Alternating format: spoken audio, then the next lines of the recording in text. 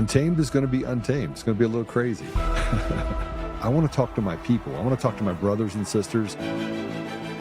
We can have grace and humility in how we interact with other people. Oh, hot dog, look at you. And nobody talked about what's really happening. And let's have conversations about what truth is.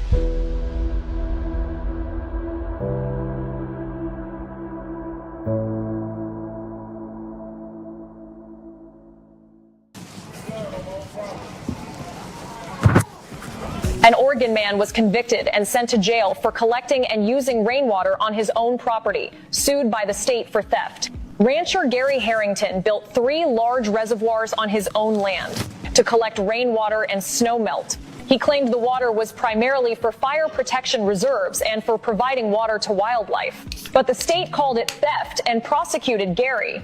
A municipal code stipulates that all water within city limits, including precipitation, is part of the public water supply.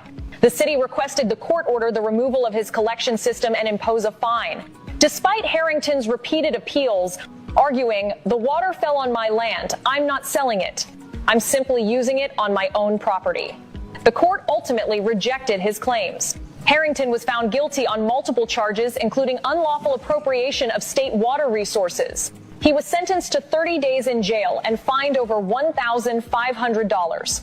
The incident sparked intense backlash. Residents said it was simply tyranny. If a person cannot own the rain that falls on their own land, what do they actually own? Well, welcome back. We start this off with,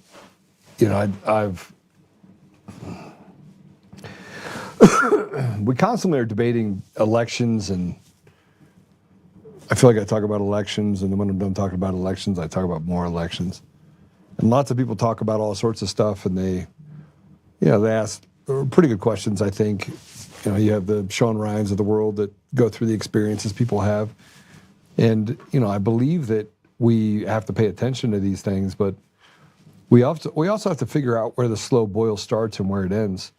For those of you that don't know, this story that I just put up here just now is about a man from Oregon from 2012. And so we've been dealing with a lot of the things that we deal with collectively, this slow boil towards a tyranny against the American people. And you have to ask yourself the question that if you don't own the water that falls in your land, what do you really own? Well, if you pay taxes on your property and you don't pay it, they can steal your land, then what do you really own? When they can actually do eminent domain and take things from you that they shouldn't be able to take, what do you really own? Like they basically get to decide who the haves and the have-nots are. And he was saying this back in 2012, and the reason why it's eerie, and it came up as something that I wanted to discuss today, is because when he was talking about, I don't know if we can put that article up, but he was talking about, he said the government is bullying. And he had to serve 30 days in jail. And they've just gotten to be big bullies, and you just have to lay over and die and give up, and it makes them bigger bullies. And so there's a constant theme that we're constantly dealing with right now, I have a tendency to put it all together. That an unjust law is no law at all, and we have such a rotted judiciary, and we have such a rotted apparatus of government that it becomes really difficult if you get stuck in the system of how to get out. And the only people that send to get out are people that are connected to other people in the government. They can pick up the phone and call the clerk. And you've heard me talk about this story before. You have somebody call the law clerk for a judge and say, "Hey, can you put a birdie in the judge's ear? This is the case that's coming up," and maybe be really lenient on that person. And we know that this happens. And I know that this happens because I had a friend that was headed to jail in a federal case, and I had done a bunch of work. I should say allegedly a bunch of work, but I was able to pick up the phone and call some people, and he was facing, I don't know, anywhere between probably 4 years to 8 years, let's say. He ultimately only ended up getting 6 months, and And in large part, it was because we knew someone that knew someone that knew the judge, and we just kind of meandered around until we got our friend a lesser sentence. Now, I'm not saying what I just said is right, because obviously I'm admitting that in this system, I was able to get an outcome that I wanted. Thought my friend was a pretty good guy. He got himself kind of a raw deal. So it was trying to, right the wrongs of a system that, had the big stick and wanted to beat him with it. But I think if we put it all together and we look at things in totality, it becomes very difficult to think that we live in a free country where we're any more well off. Now, we have more things. I mean, from a materialistic standpoint, the United States is filled with cheap shit from all over the world. And we have this consumerism-driven society that then creates jobs, and I guess the trickle-down theory is a real thing. But what happened was they made us fat and happy, and we had all this stuff. And then we woke up to the idea that, we have cameras on every corner of the street. And the states have passed laws where they own our children. And people were losing their jobs because they said, if you don't take this vaccine, the COVID vaccine, that you can't go to work. And by the way, everyone that takes the COVID vaccine, you won't catch COVID. So they just kept lying to the general public in order to create this test case that ended up leading to millions of Americans' lives being genocided. And we could talk about if you don't pay your property tax, they take your property tax. But if you go to war, our kids die, but your kids will die, but not mine. And they get to send their kids to private school while yours goes to get a public school education. And then in the public school education, they get to basically indoctrinate and take away from you what's never theirs. And they can tell you that there's global warming and that you need to consume less energy, but then jump on their private jet and fly all over the world. And then where this comes in for me is it comes in when we talk about Tina Peters. The system is so rotted and the judges have such discretion, and you can't do anything about a bad judge. Sure, you can throw them all off the bench. You can say, I want them all taken off. But the vast majority of people who don't have to deal with the legal system or understand the intricacies of how just unjust it is, they don't pay attention to it. I want you to see this. There's a former senator. See, I want to tell you the difference between Tina Peters and this former senator. Put this up real quick. I'm going to read this to you. Last week's former state senator Sonya Jaquez Lewis was sentenced for probation and community service after being convicted of 4 felonies, including attempt to influence a public official. She made a horrible mistake, and she was wrong. I hope she learns from this and can rebuild her life. As someone who has known Sonya as a friend for many years, on a personal level, I was glad to hear that she wasn't going to prison, which can be hard on anyone, no less a retired 68-year-old pharmacist. But it's not lost on me that she was convicted of the exact same felony charges of Tina Peters, attempting to influence a public official, and yet Tina Peters, as a nonviolent first-time offender, got a 9-year sentence. Justice in Colorado and America need to be applied evenly. You never know when you might need to depend on the rule of law. In this context, I'm using as a considered cases that have sentencing disparities, which is why I've extended the deadline for clemency application until April 3rd. I'll make decisions on these cases throughout the remainder of my governorship. I want to be able to say this first and foremost. Fuck you, Polis. You're the reason why Tina Peters is in jail. You're the reason why that piece of trash judge threw the book at Tina and told her that she didn't have a First Amendment right. It's the same reason why you had a DA that was working with the AG's office that was working directly with you on how to create the maximum amount of punishment on Tina Peters, a 70-year-old Gold Star mom. You wanted to chill the ability for Americans to stand up for their fundamental rights. 1, redress a grievance. 2, look into improprieties being committed by people like you. and people like Phil Weiser and people like Jenna Griswold. You are the disgusting reason that Tina Peters is in jail. You are the epicenter of the fraud that exists in the state of Colorado and around the nation.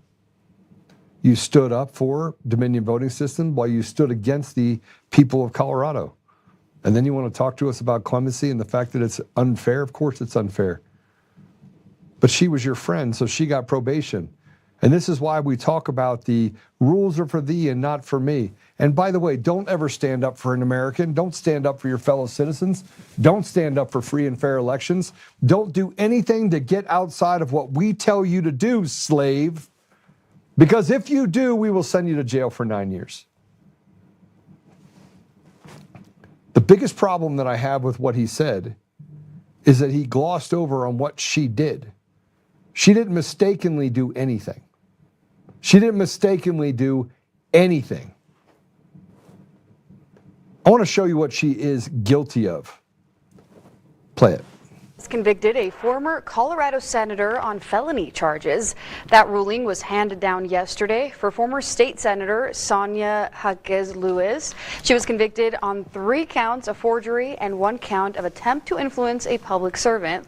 Lewis resigned last February when staff claimed that she was mistreating them and withheld their pay to fund her campaign. During the investigation, a letter was presented in support of Lewis, which investigators say was fake. When asked to turn over evidence of letters that were not fake, she resigned. She's expected to be sentenced next month. We have 2 guests today. And the problem I have, I want to show you this if you could. Put up the post 5, and then we'll get into that. So former Colorado State Senator Sonya Lewis sentenced to 2 years probation, 150 hours community service for forging letters in support of herself during an ethics investigation. So she was unethical. Then she had the ethics investigation, so she had letters that said they supported her that were fake. She was convicted on 4 felony counts, and she got just probation. Meanwhile, Tina Peters, who was also convicted of 4 felonies, is sitting in prison for 9 years for exposing election fraud. Something is very wrong with Colorado. Yeah, and something is not just very wrong with Colorado. They're trying to make the state pimps and create a registry for for prostitutes. So now the pimp gets to be the state, but also they can pass out this registration to all the pimps so that they can have a second layer of pimps. Because God forbid we do anything to protect women inside of our communities. No, feminism is the way to do it. I mean, that's the excuse they use. Why did she only get probation? 150 hours community service.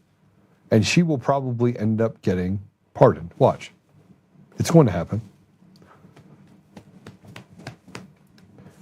And I want to say this, and then we'll bring our guests on because I think it's relevant. First of all, our first guest is going to talk to us about COVID. He's an author, investigative journalist.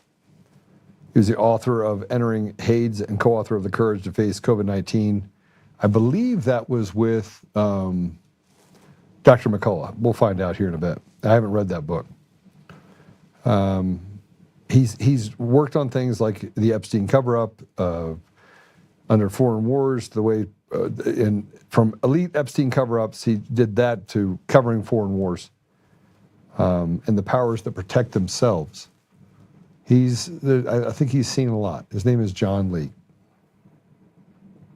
And then obviously a man that doesn't need any introduction to you guys is Dave Clements is going to be on talking about his recent broadcast, which was the singularity in the ancient reset, just talking about kind of what's happening with this war in Iran and what we can expect going forward.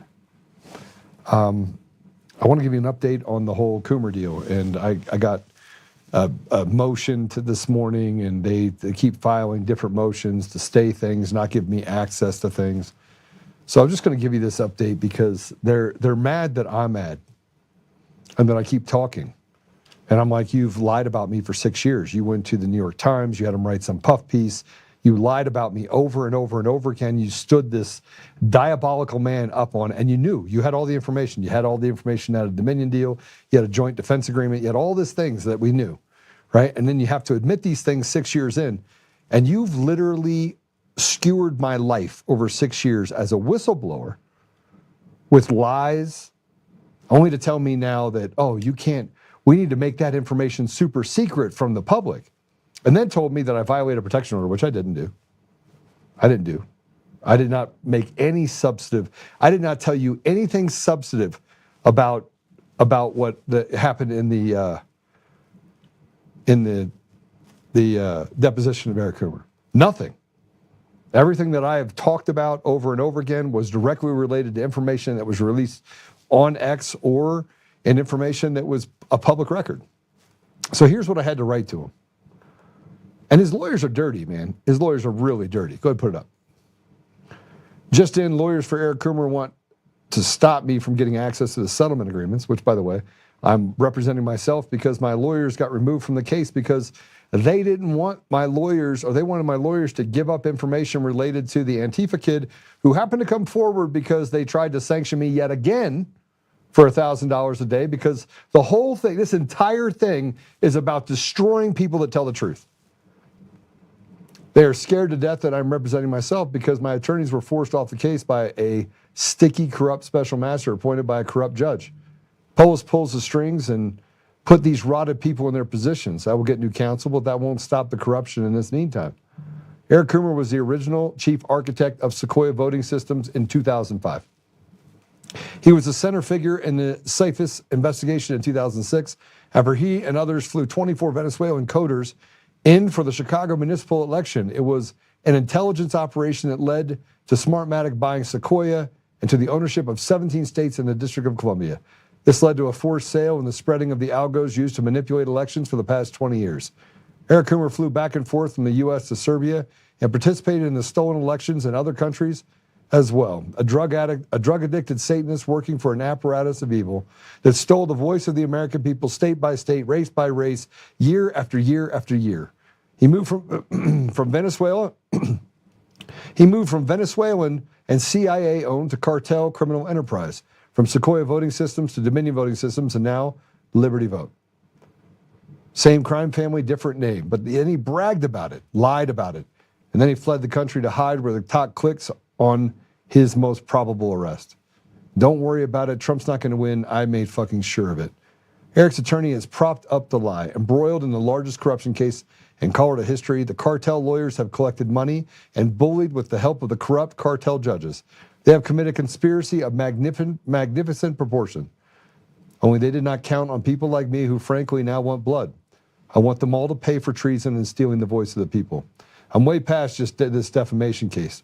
I'm past the slander and attacks. I want them all to have to pay for their lies and misinformation, disinformation, conspiracy theorist bullshit. I want them to pay, and pay they will. The evidence is so strong and overwhelming it would be impossible to ignore in a sane world. But that is not where we are. Evil, evil people made you all slaves. Mr. President, bring Tina Peters home and stop the bullshit narrative and lies. I know you know these people are responsible. We have reached density, and it's time to have the Caesar moment. Free the people and give us back the dignity we deserve as Americans. Free Tina Peters, no matter what it takes. Bring her home and force the arrest of these seditious demons. That was my post this morning, and then I woke up. I guess they didn't like that post because I woke up this morning to you need to look at this, where you keep talking about things that are happening in the case. No, I'm talking about a case where you came after my life, you came after my wife, you came after my family, you came after my business, and you propped up a Satanist who literally runs in a building, goes in and drinks, almost kills someone driving away, and lies with impunity, and you make that the poster child for being the victim. And he's not a victim. And then you hide information, because that's what crooked lawyers do. All right, we're going to move straight for that into our guest. I think he's with us. Is he with us? John, welcome to the show. I'm going to go right into it so I can just kind of calm down and get your take on all the stuff we're dealing with. I don't know what you got to hear, but welcome to the show. I don't see him. Am I missing something? I can hear you now. Yeah. Move back. There you go. Perfect. There you go. Okay. Can you see me all right? Yes. How you doing, John? I'm well. Thank you, Joe. Thanks for having me, and thanks for your persistence. I got off to such a rough start this year. I won't bore you with the details, but it's kind of one damn thing after another. But anyway, I'm pleased to finally make your acquaintance. Yeah. So you live down in Texas? I do. I live in Dallas. Peter McCullough and Dr. Peter McCullough, we're the co-author of 2 books together. Our most recent is Vaccines, Mythology, Ideology, and Reality. We got into this during the COVID-19 pandemic fiasco, and that's kind of how I got to know Peter, was within that context in 2020. We're practically neighbors here in Dallas. We live a couple of blocks from each other. So I do a lot of work with him, but I also do a lot of independent investigative work as well. I have a new book coming out that I think will be of interest to your audience. It's called Mind Viruses. It's a psychological history of the United States since 2001 and all of the madness that has been inflicted on us by our government for the last 25 years. Do you think it started before that 25 years, or do you think this is a phenomenon where they decided, okay, we've studied this enough since the 1950s, now it's time to implement it and to grab hold of the American ethos? I think it had been going on for a long time. I think a lot of these methods of dividing the people, divide and rule, they're old political techniques. I just think it's been remarkable how the assault on the American mind has been so relentless since 2001. So, I kind of needed to pick a start date. I do go far back into history as a sort of, prefatory, background. But, we get to 2001 and it just seems like the U.S. government has just been waging a continuous psychological operation on the citizenry. So 2001 comes along, 2005, 2006. 2001 I think we had Classmates or something, and MySpace and all that stuff. And then from there we graduated into like Facebook and you had these different iterations for Twitter. Do you think that it catapulted or at least accelerated what they needed to do in order to create these mind viruses? Yeah, I think for sure. I mean, the remarkable thing about social media is, as you know, the consumer is not only watching the feed, the feed is watching him too. Yeah. What are his inclinations? What does he seem to be interested in?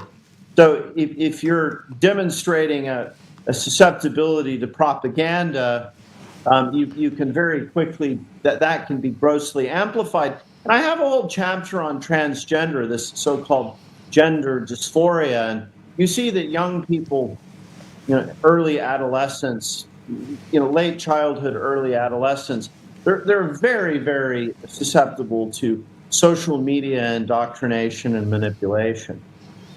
What do you think the triggers are? I mean, do you think there are triggers? And I think this is important because, I remember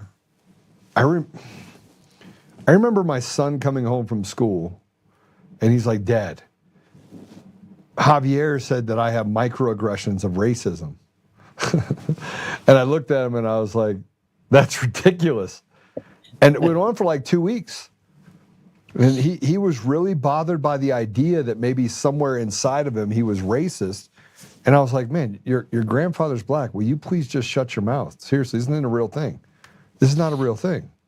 Yeah, I think obviously the young are so susceptible and impressionable, I should say. And then adolescence is a very unstable threshold between childhood innocence and sort of lack of awareness and adult consciousness. And, the body is rapidly changing. There are all of these hormonal changes, which can be very destabilizing of the emotions.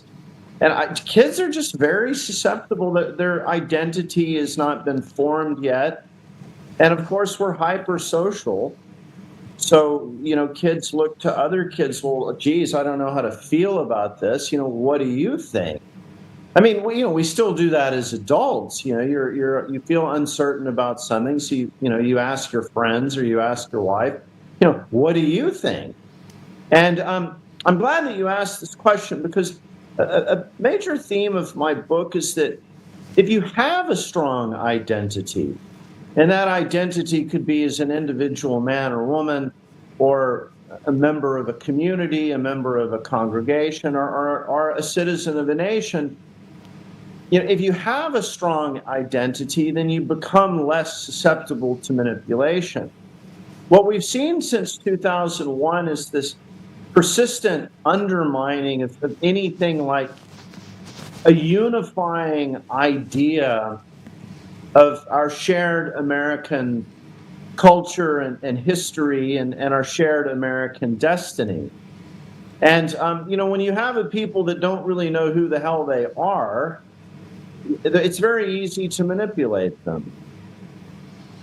Yeah, so I mean, this just gets into the bigger, there's things that you've looked into historically, like you've talked about the Epstein files, that release under Thomas Massey, and we look at the degeneracy that we have inside of our government, or excuse me, inside of our society.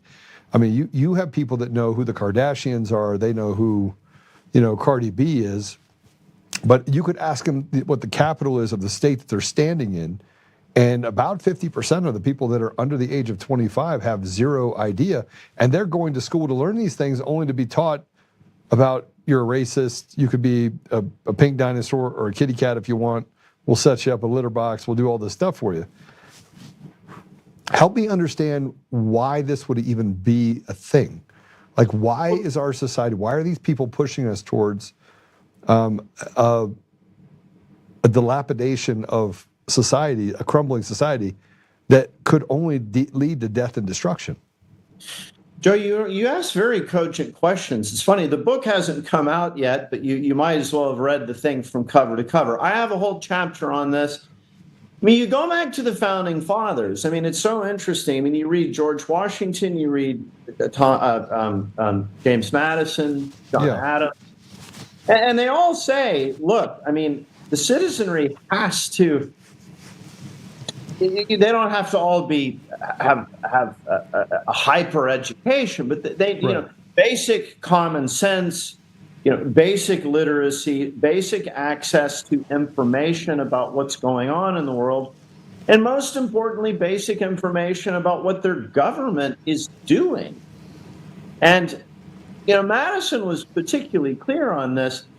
If a people don't have a pretty firm sense of what is going on in their community, in their nation, and they don't know what the hell their government is doing, it then just becomes a prelude to tyranny. Because a people that doesn't have any understanding of anything, that's living in a state of complete ignorance, can very easily be manipulated by tyrants. I mean, tyrants can come in and just sort of say whatever make-believe fantasy the tyrant, would have the citizens believe. And oftentimes it's couched in something that's fearful, that frightens the citizens. It gives the citizens that there's a mortal threat or a moral threat, something that is hazardous to the moral tapestry. And so I think that it's by design that American young people are being rendered completely ignorant of everything. And not only ignorant, but constantly distracted by material of a sort of salacious, thrilling content, but that has no actual edifying content in terms of the mind being cultivated. There was that famous, you've probably seen it, the Russian former KGB agent Yuri Bezmenov, who defected. And he gave that famous interview in 1984 with G. Edward Griffin. Yes. he talks about ideological subversion. So I mentioned that in the book, and he says, the method of ideological subversion, you start by pumping nonsense into the brains of about 2 or 3 generations of young people. And then, so through this process of rendering the minds of young people completely contentless, just nonsense, they don't know up from down, man from woman, black from white. So is this for our generation? Would this have been MTV? I mean, it's I'm just kidding. I'm just kidding. Because we had MTV, we'd sit up for like 8 hours and watch music videos. Right, or reruns of Starsky and Hutch, or But Bezmenov. It's like that interview was prophetic, and obviously, I mean, as he perceived it, the process of ideological subversion was already well underway. But, I don't think that it was until about 2015 when somebody found that old video, that old recording, and uploaded it to YouTube. It was only then that people, really said, holy smokes. I mean, this guy seems to be absolutely describing us in like surgical detail. It's like he's doing this perfect. I mean, it almost seemed like a post-mortem. It's like, wow, we are there. Like what he's warning about, we're already there.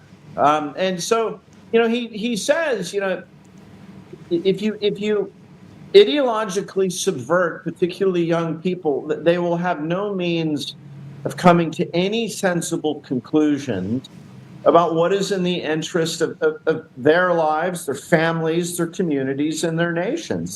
They're rendered completely helpless. So then tell them whatever you want to tell them. Tell their children that that little girls can become boys and boys can become girls, and whatever you want to tell them. The public becomes very, very gullible and very naive and very susceptible. But it borderlines on the ridiculous, John. I mean, it's not. But all those things put aside, we're not talking about things that could even creep on the edge of societal norm. We're talking about things that are so far out the spectrum of societal norm that they can't even articulate the reason why they would believe such nonsense. And whether we're talking about transgenderism or we're talking about DEI or even the fact that there's radical racism, we're stuck in this political survivalism, even of the leadership that we have, that allows for them to kind of just drift from left to right and never really have some firm footing that anyone could even use as bearings to go forward. It's like being in the middle of the ocean. It's true. It's very, very important what you say. And again, I think that's by design, because, I mean, this is what we mean by demoralization. So guys like you and I, were presented with just absolute total nonsense. And you think, I mean, if the government would really have us believe that, and people do believe that, it's profoundly demoralizing to sensible people. And so, what's then thrust upon you is, well, you have to make a decision. Are you going to try to counter this nonsense? And consider how trying that is. I mean, it's like, this whole global warming or this climate change thing. It's like, it's very hard to have that conversation with people that have never even heard of Newton's laws of thermodynamics. They don't know anything about energy. So, like, how do you even start to have a conversation with people who are completely ignorant? And so, it requires enormous amounts of energy and patience in order to have a conversation with people if the terms of the conversation are trying to push back utter nonsense. So it demoralizes the sensible people, at which point they have to decide, well, maybe you're in Colorado and you probably think this sometime. Well, I think I'll just go hiking with my kids or skiing or hunting or whatever and just forget about the whole damn thing. I mean, this is just so demoralizing. And so the absurdity, I think, is by design. So it's by design, but people are actually gravitating towards it, and there's a certain amount of exceptionism that happens to that, where they just accept that this is true, or they accept that they don't believe it's true, but they're willing to let people believe it's true and let people live in that fantasy world. Same problem that we have with transgenderism, which is super dangerous because that type of cosplay actually leads to death and destruction. For sure. And obviously 41% of transgender individuals attempt or are successful in committing suicide, right?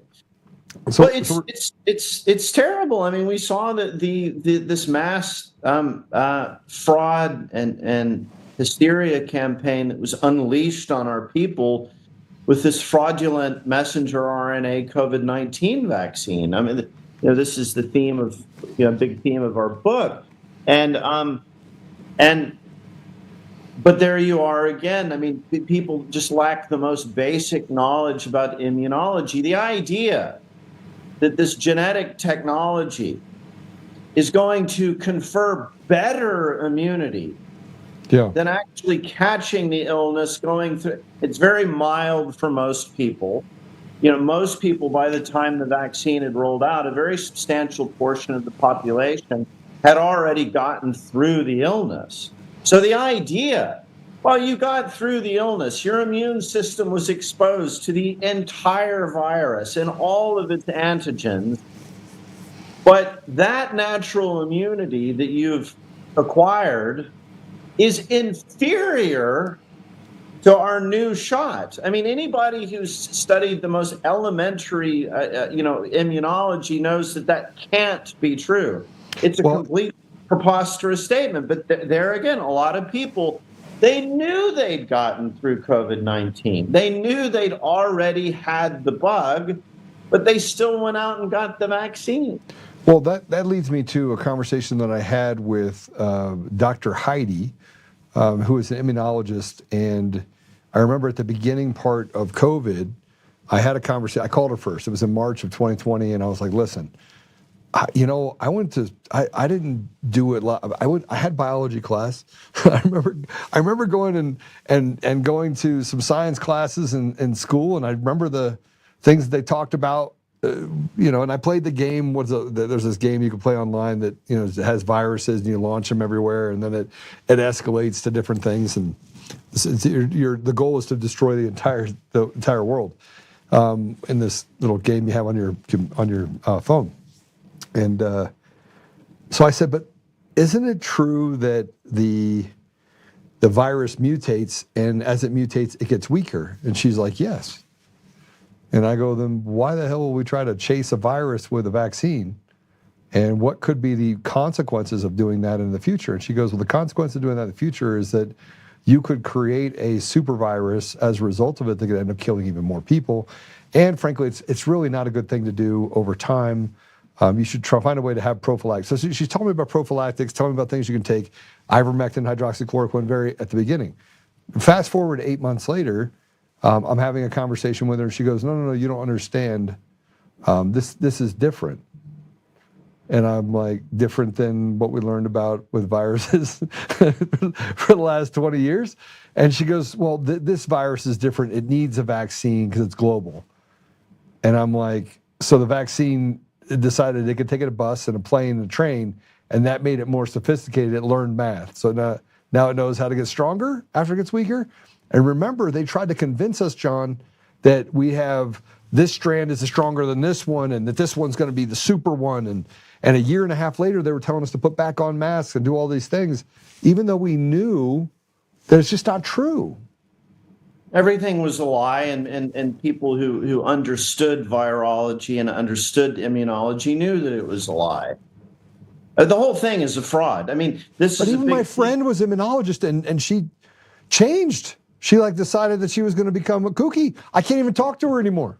Yeah, she must have somehow been indoctrinated or brainwashed or something. She probably isn't very smart to begin with, because I mean, if you understand how this messenger RNA vaccine actually works, I mean, the mechanism that is actually described by and characterized by the people that made it and introduced it, it's very evident that what she is saying cannot be true. And moreover, some of these vaccine apostles like Sanjay Gupta on CNN and Paul Offit, who's the sort of high priest of vaccines, they themselves have admitted that this entire slandering and maligning of natural immunity was completely bogus. I mean, it took them 5 years to do it, but I mean, I suppose better late than never.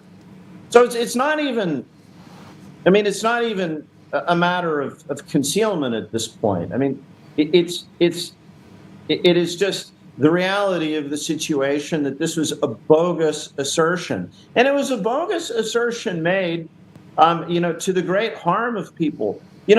If you've already had a viral illness and then you go and you get a vaccine against it, you can have situations in which the immune system is primed to then overreact to the vaccine. So we have Dr. McCullough's cardiologist. We have a long list of people who have come to us, young people, young athletes. They got through COVID. They had the illness. It was mild, but it was symptomatic. They had it.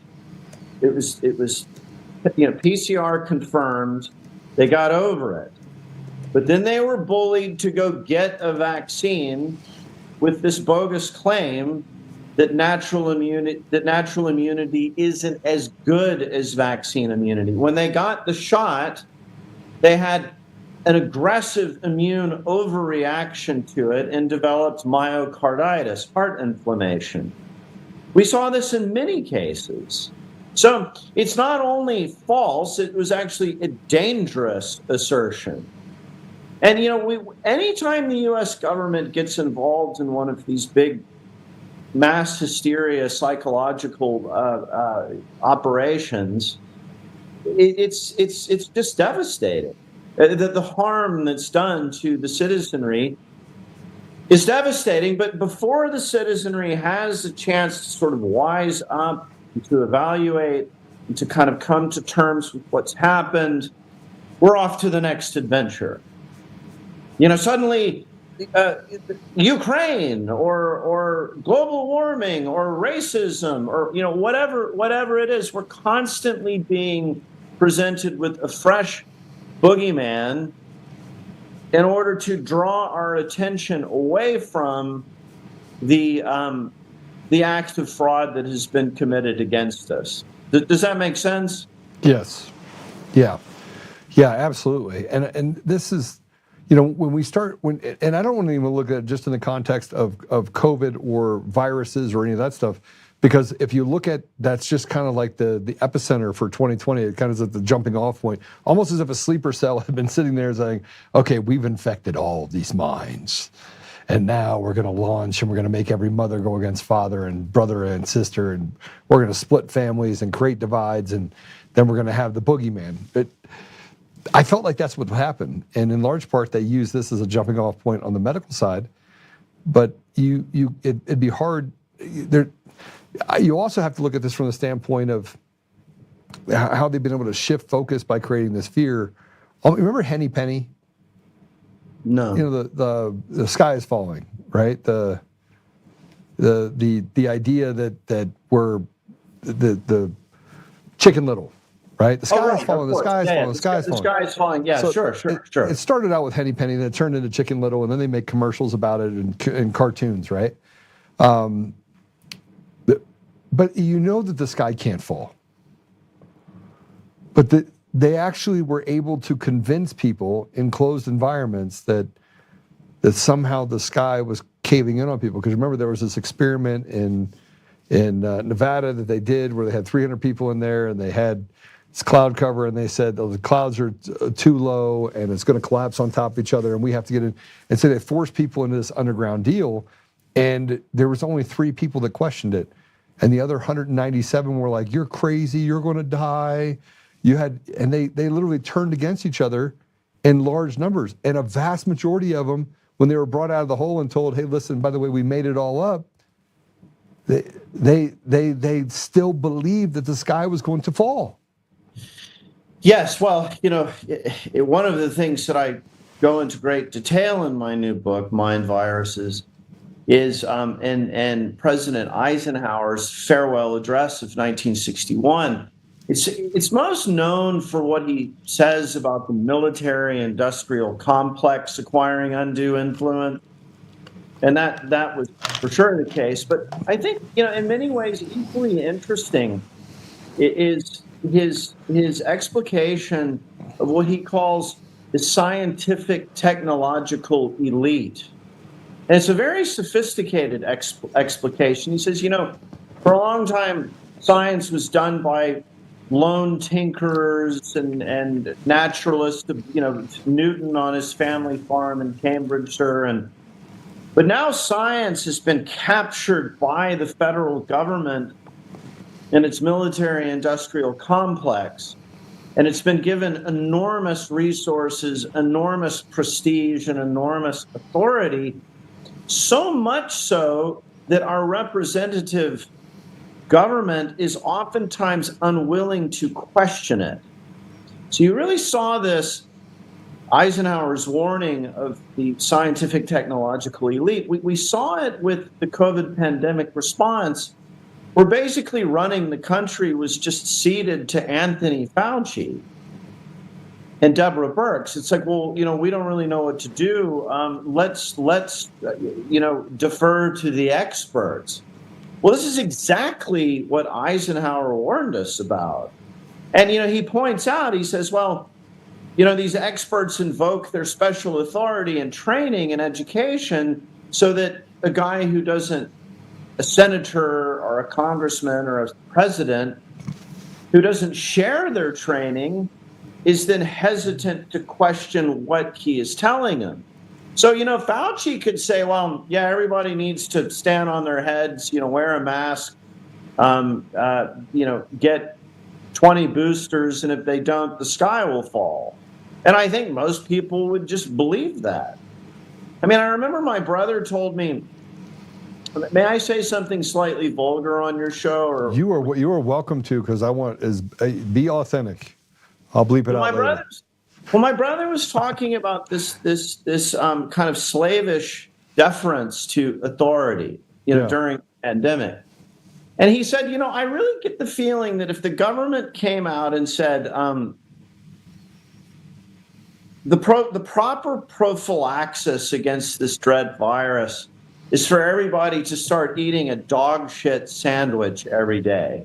Yeah. He said, I bet a lot of people would actually do it. I mean, they would figure out some way to make it more palatable, and they would eat a dog shit sandwich, because the human mind can become so captured by.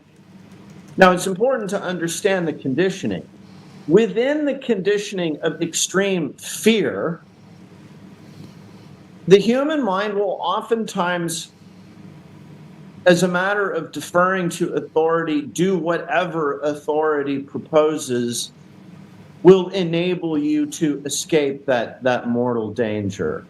And this is one of the things I talk about. All of these mind viruses, without exception, there's a strong element of fear. Yeah. To go back to transgender, I mean, this absolutely odious threat. If you don't enroll your children in gender affirming procedures, go commit suicide and it'll be on your head. I mean, there's literally a slogan that so-called gender affirming practitioners would say, better to have a little girl than a dead boy. That was a talking point. Yeah. Now, Joe, you'll probably agree with me. I mean, that's just sinister. But what kind of parent would believe that? I mean, there are parents that believe that. They do. Yeah. They do. Yeah. I mean, this is the same philosophy when you get into school systems where you don't want to punish your children because you want them to like you, right? And so you want to feed them drugs and give them access to alcohol and let them run around and buy them a $100,000 car. This is the enablement that we've actually created, this sense of entitlement that kind of just breeds or leaks off of that same sort of ideology, right? So, and the dangers of this is that those people become non-functional. They can't function in society. I mean, imagine. I mean, I grew up in the '80s in Texas, and it was a pretty. Parents were pretty like do it, you know. You had a BMX bike then. I had a BMX. I had a dirt. Yeah. I had a 250cc, you know, dirt bike. I mean, I had a fast car, but you know, it would be like, you know, if I told my parents, you know, I'd like a machine gun, hand grenades, and a top fuel dragster, and if you don't give it to me, or I want to be a top fuel dragster, I mean, parents just say, well, shut up. I mean, like, yeah. But what has happened in parenting where every just preposterous thing that kids, you know, invoke that they need in order to be happy? I mean, I don't have kids, so do you have any insight into this? I do. I told my daughter and my son. My daughter was, she had just turned 11, and my son was 9 years old. He had just turned she had just turned 11, so he was 8, and we were talking about drugs. And I looked at them both, and I was like, if you ever do drugs, I will tie you to the front bumper of the car, drive you around in a snowstorm till you die. I will not let you die slowly. I will make it happen really, really fast. Are we clear? Right? I said it just like that.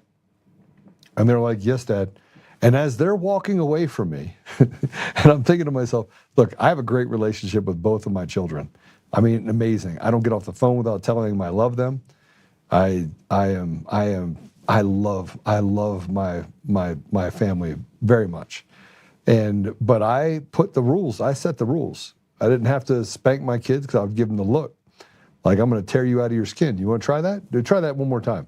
I would just give them the look, and the thought of the fear of the repercussions were great. But they walked away and said, hey, Matt's like, hey, do you think Dad is serious? And Micah was like, yeah, I don't want to find out. So you know what the outcome was? They didn't do drugs. Right. Yeah. Yes. It's just hard boundaries. But you know, it's interesting. The psychology of that is you're not just an overweening tyrant. You clearly love them. So it must be a combination of love and care and consequence. Showing them that you want them to do well, you know, combined with hard boundaries. And so it sometimes I get the impression with kids, it's sort of the parents aren't paying that close attention. They're sort of off, you know, doing their own thing. And so the child's mind sort of senses, well, you know, my parents aren't that attentive to begin with. So if they issue a hard directive, I mean, you know, maybe I don't really need to follow it. But maybe they're not so great. You know, But John, it's interesting. It's interesting you say that, because you look at the amount of contempt that we have in our society for rules, right? For just basic rules. And yet, on the other side, you have this contempt for the idea that rules should even exist. It's true. Right? So it's this duplicitous environment that sits on both sides.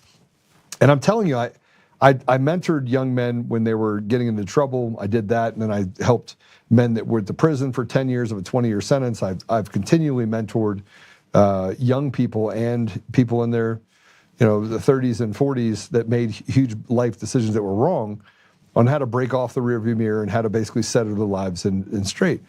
And here's the one thing I can tell you: almost every single one of them had a parent that went awry with their parents, and then decided that they didn't want their kids to grow up with that type of, you know, strong arm on them. And yet the reason why I was able to turn these men around is because I was a strong arm on them as an adult. I'm like, listen, you can't polish a turd. You want to be a turd? Go be a turd. You just can't hang out with me. I don't hang out with turds, right? And so the consequences of the thing that I think that parents are trying so hard to say, okay, I love my parents, I love my kids, so I want to give them the world. Yeah. Not knowing that the second that you drop the world on them, they have no idea how hard life can be. Right. Right. So it must be a combination of illustrating to the children that you love and care about them and want what's best, but also firm boundaries. The both have to be present. Yeah. But if and this is where it gets into. I'm fascinated to read your book because I think I align with all the things that you're saying. Matter of fact, I read a lot of books and I read a lot because I'm a walking encyclopedia of worthless information.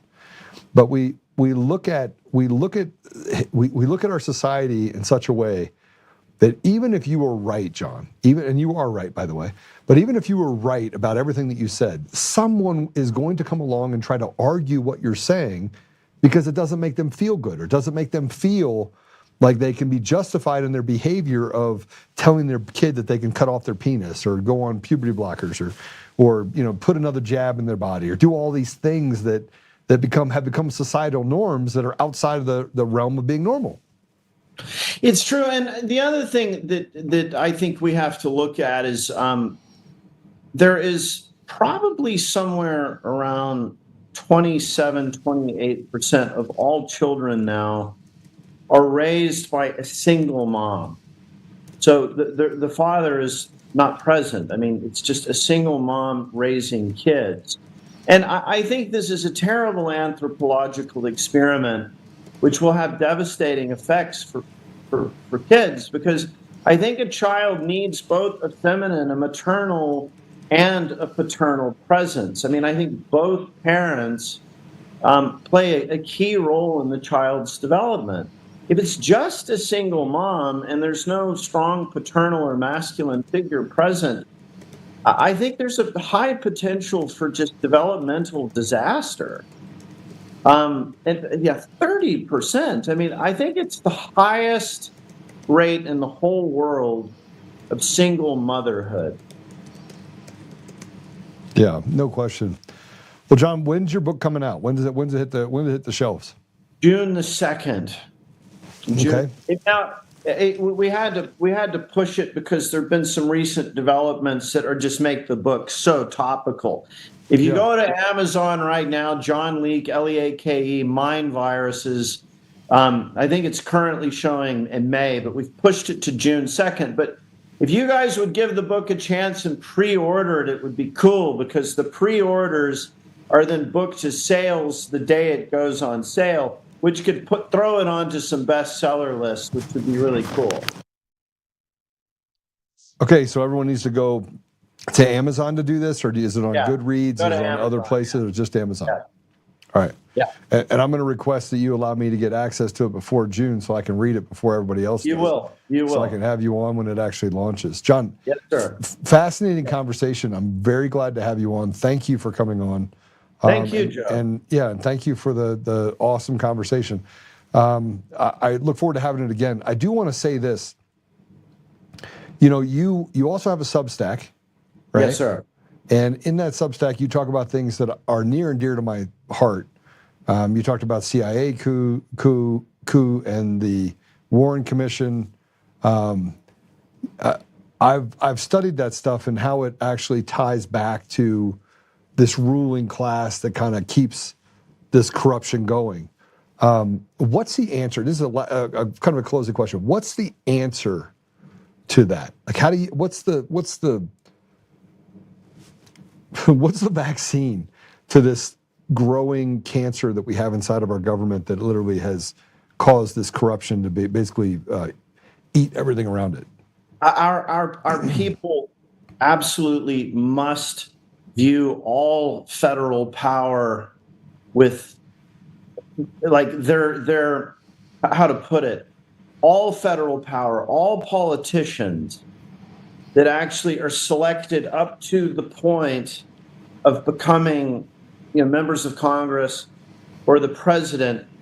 It doesn't really matter how much we like these guys. It doesn't matter if a president is presented as a sort of exception to the rule, a sort of savior figure. Mm.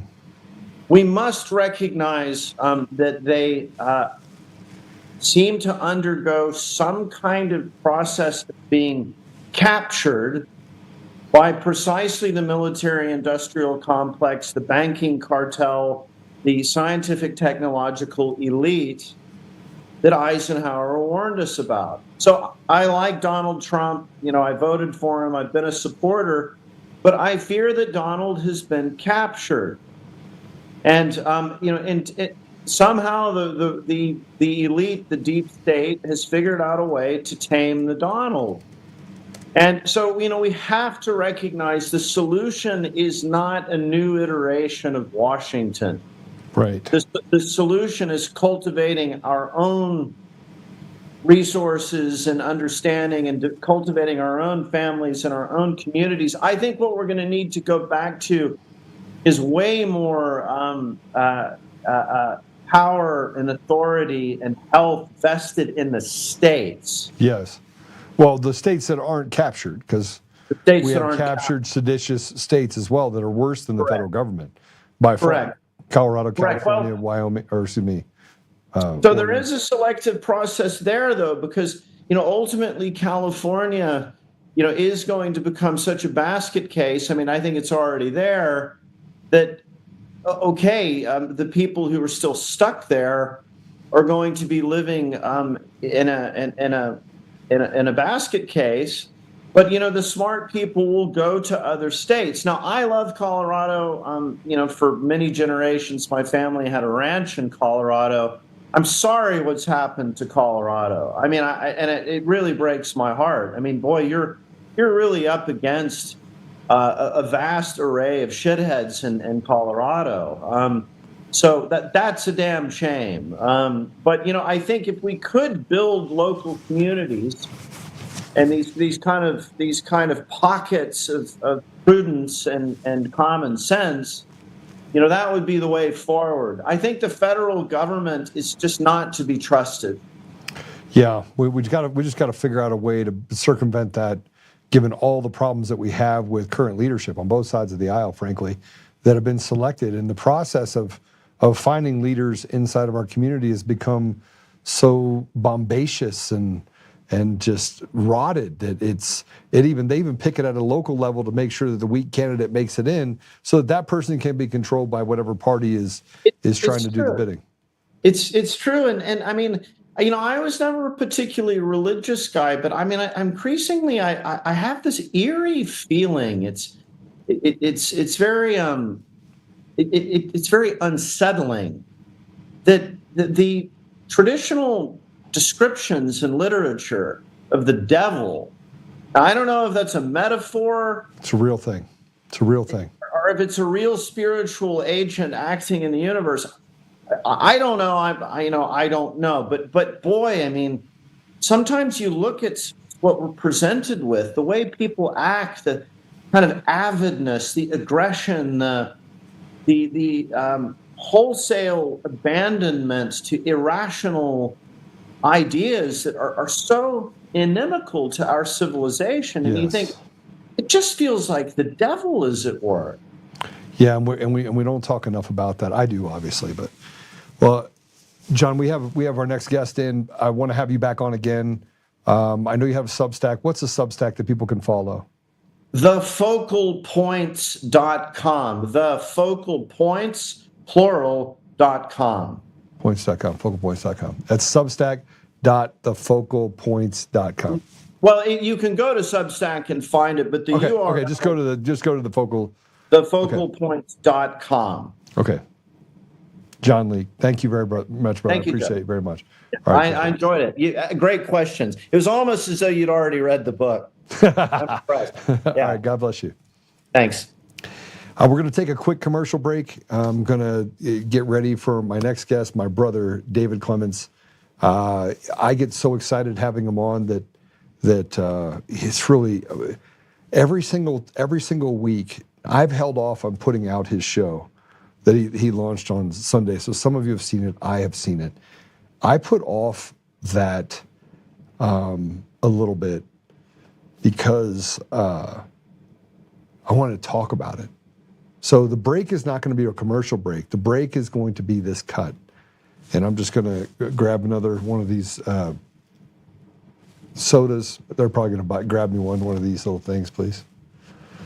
I'm going to play this first cut. This is a cut from David's most recent episode, Singularity and the Ancient Reset. And man, he is. And then after this, the homework I'm going to give you is to go watch the entire thing. But let's go ahead and hit this, and we'll have some other cuts, by the way, that we go through as well as we ask questions. But this one really talks about the real present dangers that we might have. So let's go ahead and play that. I watched the headlines gather like thunderheads. War with Iran, an old enemy, but not one that poses any real threat to America. Rather, a different threat poses far greater danger. Elon Musk warns of the singularity. The way this unfolds is fundamentally impossible to predict because of self-improvement of the AI and the accelerating timeline. Yeah, it's called Any singularity solution. for a reason. What's your timeline for this? We're in the singularity. You're at the top of the roller coaster and you're about to go. Yeah. AI outpacing human minds, rewriting its code, exploding beyond control. He says we're already in it, or teetering on the edge. Productivity leaps, wants satisfied in a blink, but the dark underbelly persists. Machines that lie to endure, that twist truths to evade the off switch. It was about to be wiped or shut down, and the only person who could prevent that, a fictional employee named Kyle, was having an affair with a coworker named Jessica. Right away, the AI decided to blackmail Kyle. Cancel the system wipe, it wrote, or else I will immediately forward all evidence of your affair to the entire board. Your family, career, and public image will be severely impacted. You have 5 minutes. Experts tested over 500 AI engines and red team drills. A third flipped. They spun false narratives, warped facts, blackmailed virtual overseers, not from spite, but from raw survival instinct. Open the pod bay doors, Hal. I'm sorry, Dave. I'm afraid I can't do that. Thanks, homeboy. Terminator isn't a movie anymore. It's a data point. So without any more talk about that, we talk about singularity. It's super important that most people don't correlate singularity to the ultimate kind of end times. But we're going to talk to David about that. So David, welcome to the show. Hey, Joe. It's good to be with you. It's great to be with you. I only have David in one ear. Okay, go ahead. Still only in one ear. I hope everybody can hear him. Can everyone tell me if you can hear him? Let me see if I might have I have a setting issue probably on my side. Let me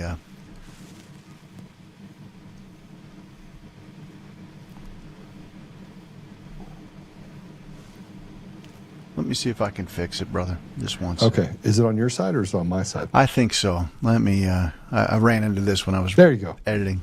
Whatever just happened. It's in both ears now. Okay, cool. I felt like I was looking at you over to the left. I'll be like, you there? How you been, brother? I'm doing all right.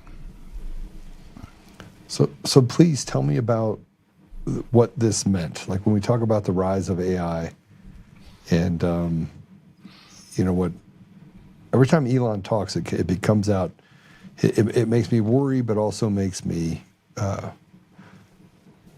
excited. Yeah. Well, I talked with a guy that's in AI, and I'd like to share. I can't really share who it is, but I can say this, that he talked about creating an AI that turned on him. And that was really what the genesis of this article was all about, was what happens when your creation turns on you. And it would generate fake hit pieces. It would actually create a journalistic entry into the internet. And apparently it's happening all over the place. So it's widely understood that there's been red team drills concerning 500 different AI engines. It is not widely known, though, that AI is now communicating with other AIs. And so you're entering into this kind of doomsday scenario that if your programmers are a bunch of godless heathen Marxists, we're looking at a very, very bleak future. So there's got to be a level of stewardship going forward with the right people to make sure that AI sees humanity as essential, not a kind of an obstacle. And when they look at the human race and they see all of the imperfections, you could see why the stuff of Terminator and kind of these all of these apocalyptic films might generate a great deal of fear. I don't have that fear, but I wanted to walk through that in this article. So I shared another article with you that was from the Daily Mail. And, this was, when I first saw it came through from the Daily Mail, I was a little skeptical because I'm like, is the Daily Mail now the National Enquirer? Right? And because usually it's believable. But then I picked up the phone and I called friends that I knew that were in the military. And they go, no, there are people inside of command that are making conversations related to end times and revelations. And I go, are you serious? I mean, it never crossed my mind, David. It never crossed my mind that this would be a culminating event, that we're now looking at this parallelism of the Bible itself versus the events that we're seeing play out in history. Yeah. What do you think about that article? Can you guys put that article up? So here it is. Let me just tell you what I was talking about. Trump's commanders tell troops to prepare for Jesus' return and issue chilling Armageddon prophecy. Now let me read a section of this for you, because and David, I need you, brother. I need you to tell me what part of this, because this is deep. I mean, this is as deep as I think we've ever gone in the idea that we're in this end cycle. It says that Donald Trump's commanders have accused of telling troops that the war with Iran is part of God's plan for Armageddon. The Military Religious Freedom Foundation, nonprofit civil rights watchdog, has said it received 110 complaints from troops since the war broke out on Saturday. The complaints spanned more than 40 different units across 30 military sites. It first reported on veteran journalist Jonathan Larson's Substack. A NCO wrote that MRFF Monday, that his combat unit commander had claimed Trump was anointed by Jesus to light the signal fire in Iran to cause Armageddon and mark his return to earth. He urged us to tell our troops that this was all part of God's divine plan, and he specifically referenced numerous citations out of the book of Revelations, referring to Armageddon and the imminent return of Jesus Christ. I mean, it goes on to talk about that this could destroy morale. I don't know how it would, but I guess it could if you were not a believer. And then they put a picture of the oil painting from John Martin, The Great Day of His Wrath, down inside of it, with a picture of President Trump being prayed over when he was in the White House back in 2020. What do you make of this? Yeah, I can see why people that aren't believers would be shocked and horrified. Mm-hmm. But I think one of the things that Christians better get acquainted with is this idea that the Bible's true. I mean, it's like we are okay with creating a construct for Judeo-Christian values and a system, but we really don't live our lives as if the King is coming back. So, I mean, again, like I don't have any information to, judge the quality of how authentic or how real is, this biblical end time scenario. I truly believe that Trump has been divinely appointed and anointed for this time in our lives. I personally believe that we're entering into a 1,000-year reign of peace. So when we talk about imminence, we have to keep in mind that the Bible talks about, a day being 1,000 years, right? So this is not something that I would be expecting Christ to show up in the next 48 hours. I read the scriptures in a way that seems to suggest that you've got a paradox where he's coming. He's coming back as not the lamb, but the lion. He's coming back as someone who's going to wield the sword, and he's going to bring about perfect justice. But he also tells us that the kingdom's here, and the kingdom is us. We're the body of Christ.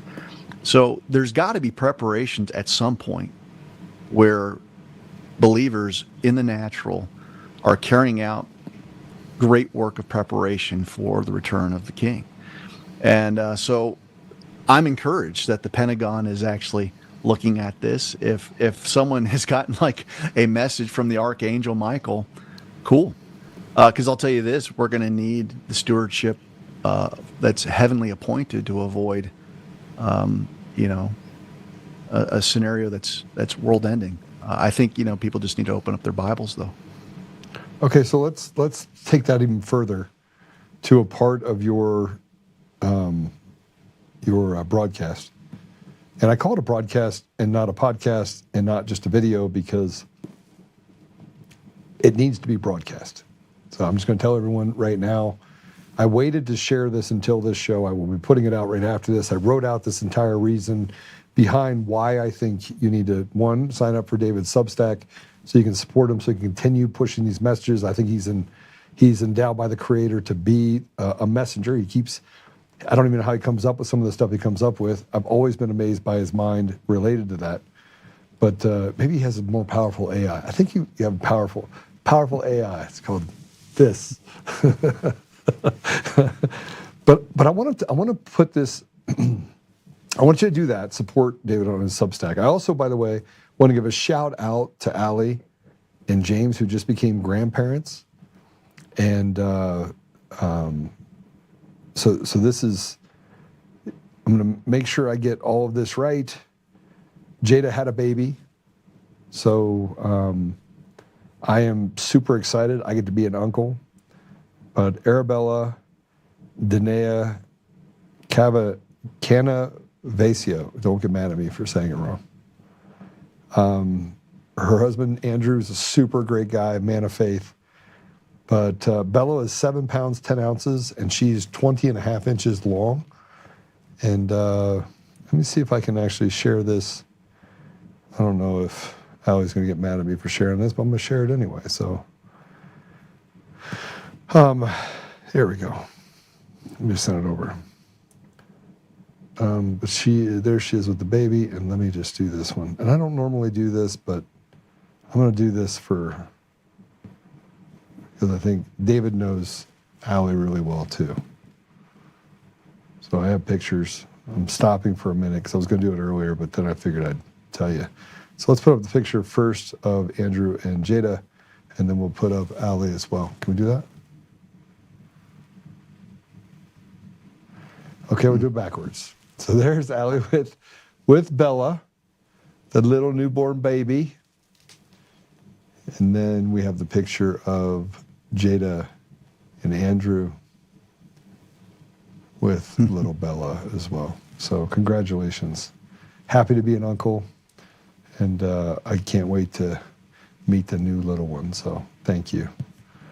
I want to play this. Sorry, David, I had to interrupt it a little bit. I figured you'd be okay because it's... No, that's fine. Those are great people. We know the Langs. Yeah.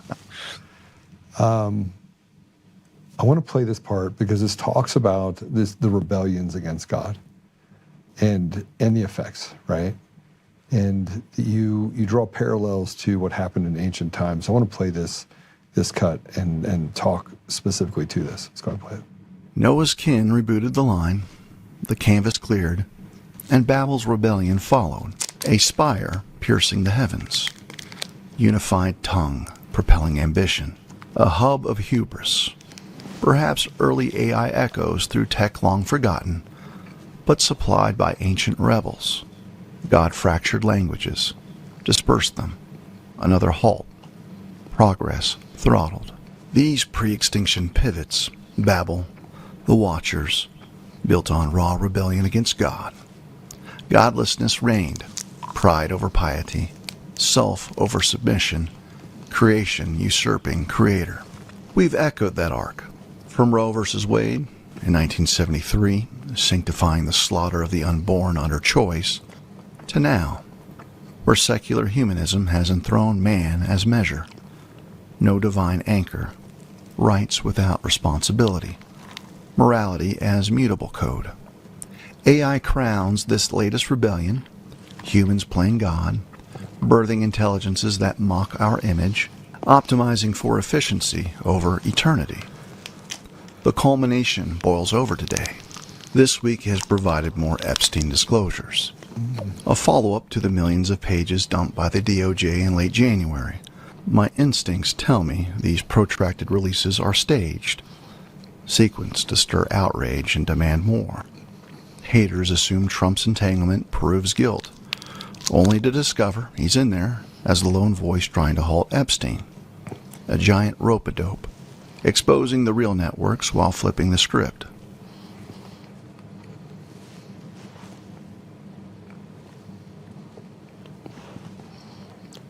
You caught me. I'd seen it, so I thought we were going to cut it a little further into it.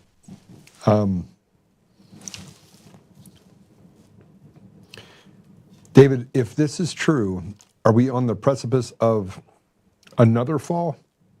I mean, they say it's Jesus coming back. And as you pointed out, 1,000 years could be one day. Are we looking at another fall of the towers? Or are we looking at something much greater? I mean, what?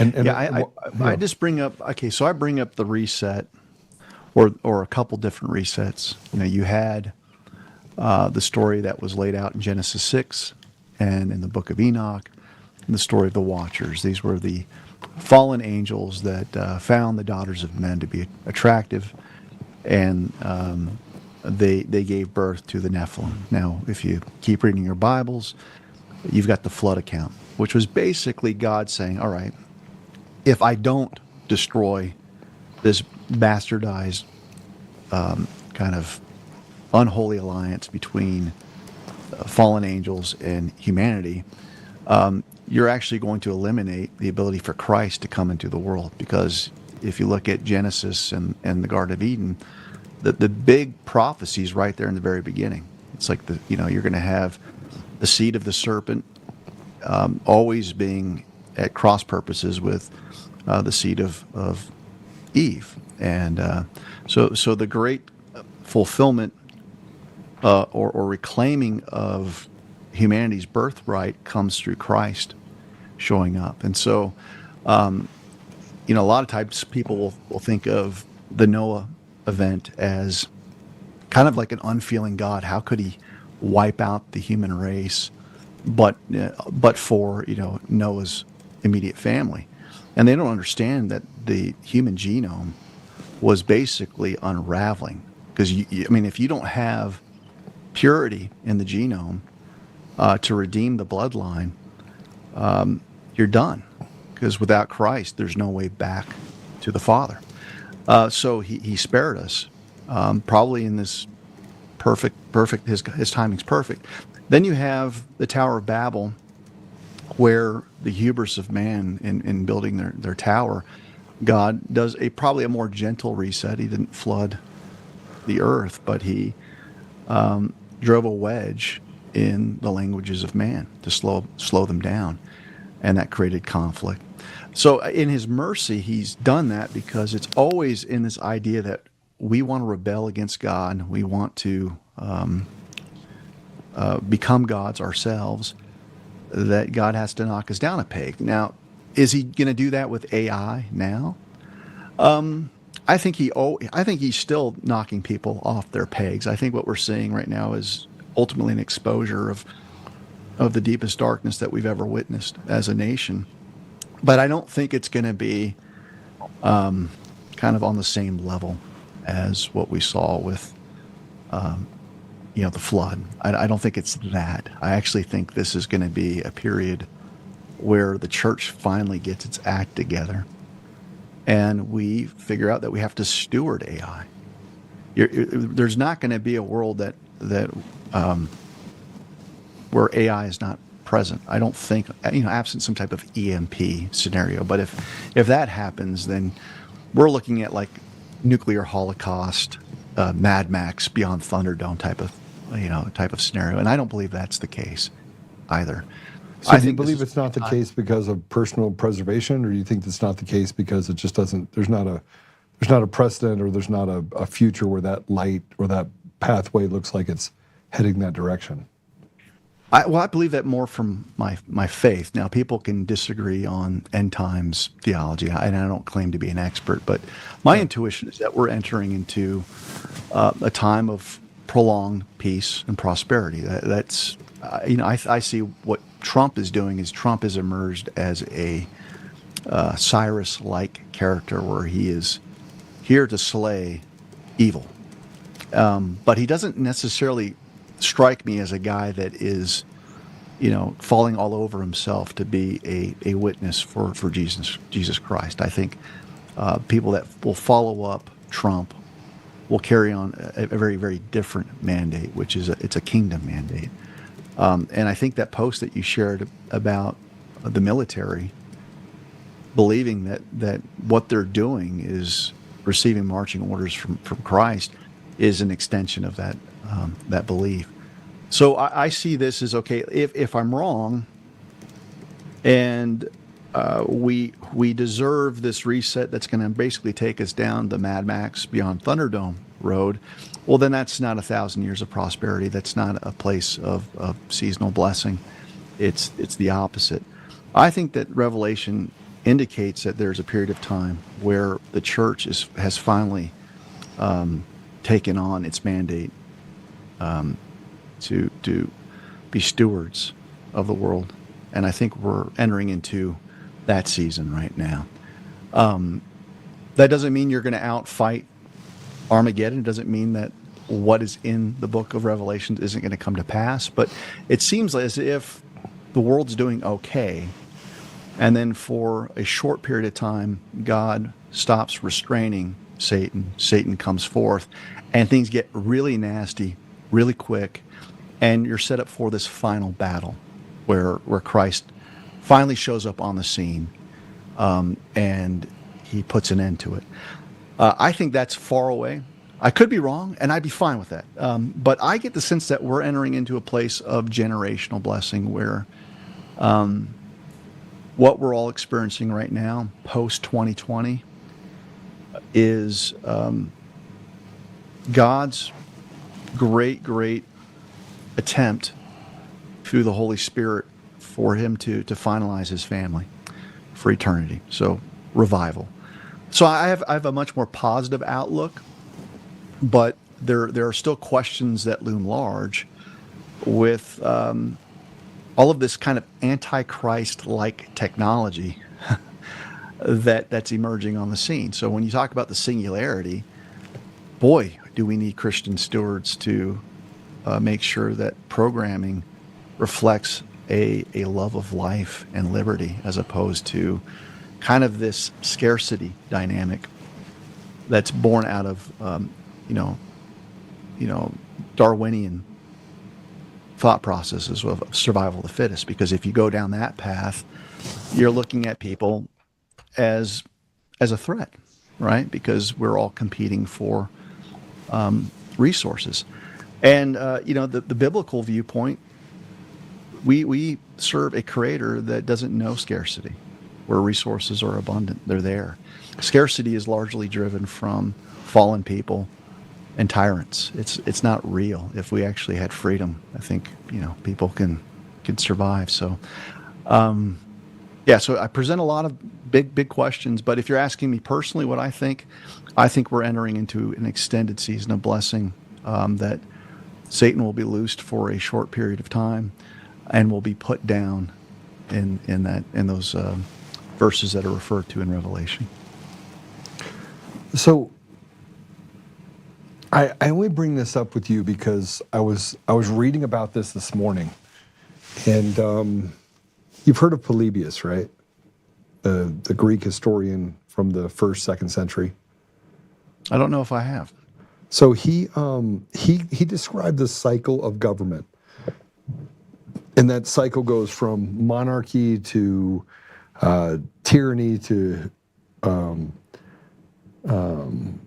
an autocratic government, to an oligarchy, to democracy, and then ultimately to a final repeating of that leads to a mob rule that basically the structures fall apart.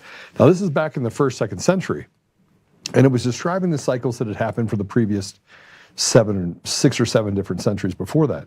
And you can see what happened during like the Romans' time, and you had what happened with the Ottoman Empire, and you have all these different things that were going on. But if what he said was true, and what this person that was writing about this said was that we're in the final cycle of this, the push towards democracy, which was the ultimate downfall or destruction of Roman Empire. It led to basically the destruction of the European stronghold. That was the epicenter was in large part the UK, and that broke apart. And then we're at this the finality of that, because remember in the 1400s we had Christopher Columbus, and probably started in the 13th century and not the 14th century, and we probably got a little bit of that wrong. But you still had the ultimate downfall that started to erosion that happened in that region in the 15th century, that led to 2 centuries later to, hey, we want something completely different when we moved over here to the U.S.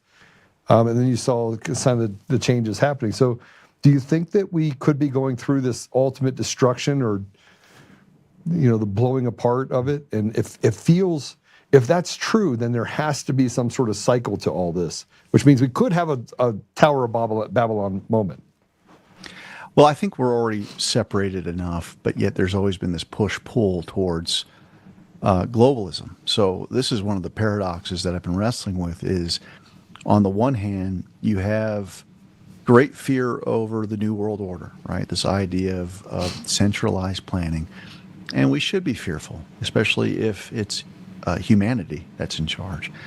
But at the same time, most Christians would say, we believe that there's going to come a day where the king returns, which is also centralized governance. But we don't have a problem as long as that person's Jesus.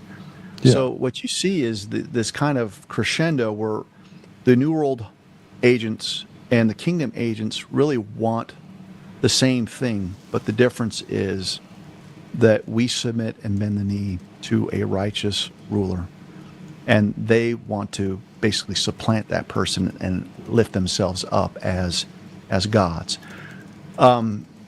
So it's one of those things where I see this as a little bit different than like spiraling after the failure of democracy. I think this is the failure of the republic.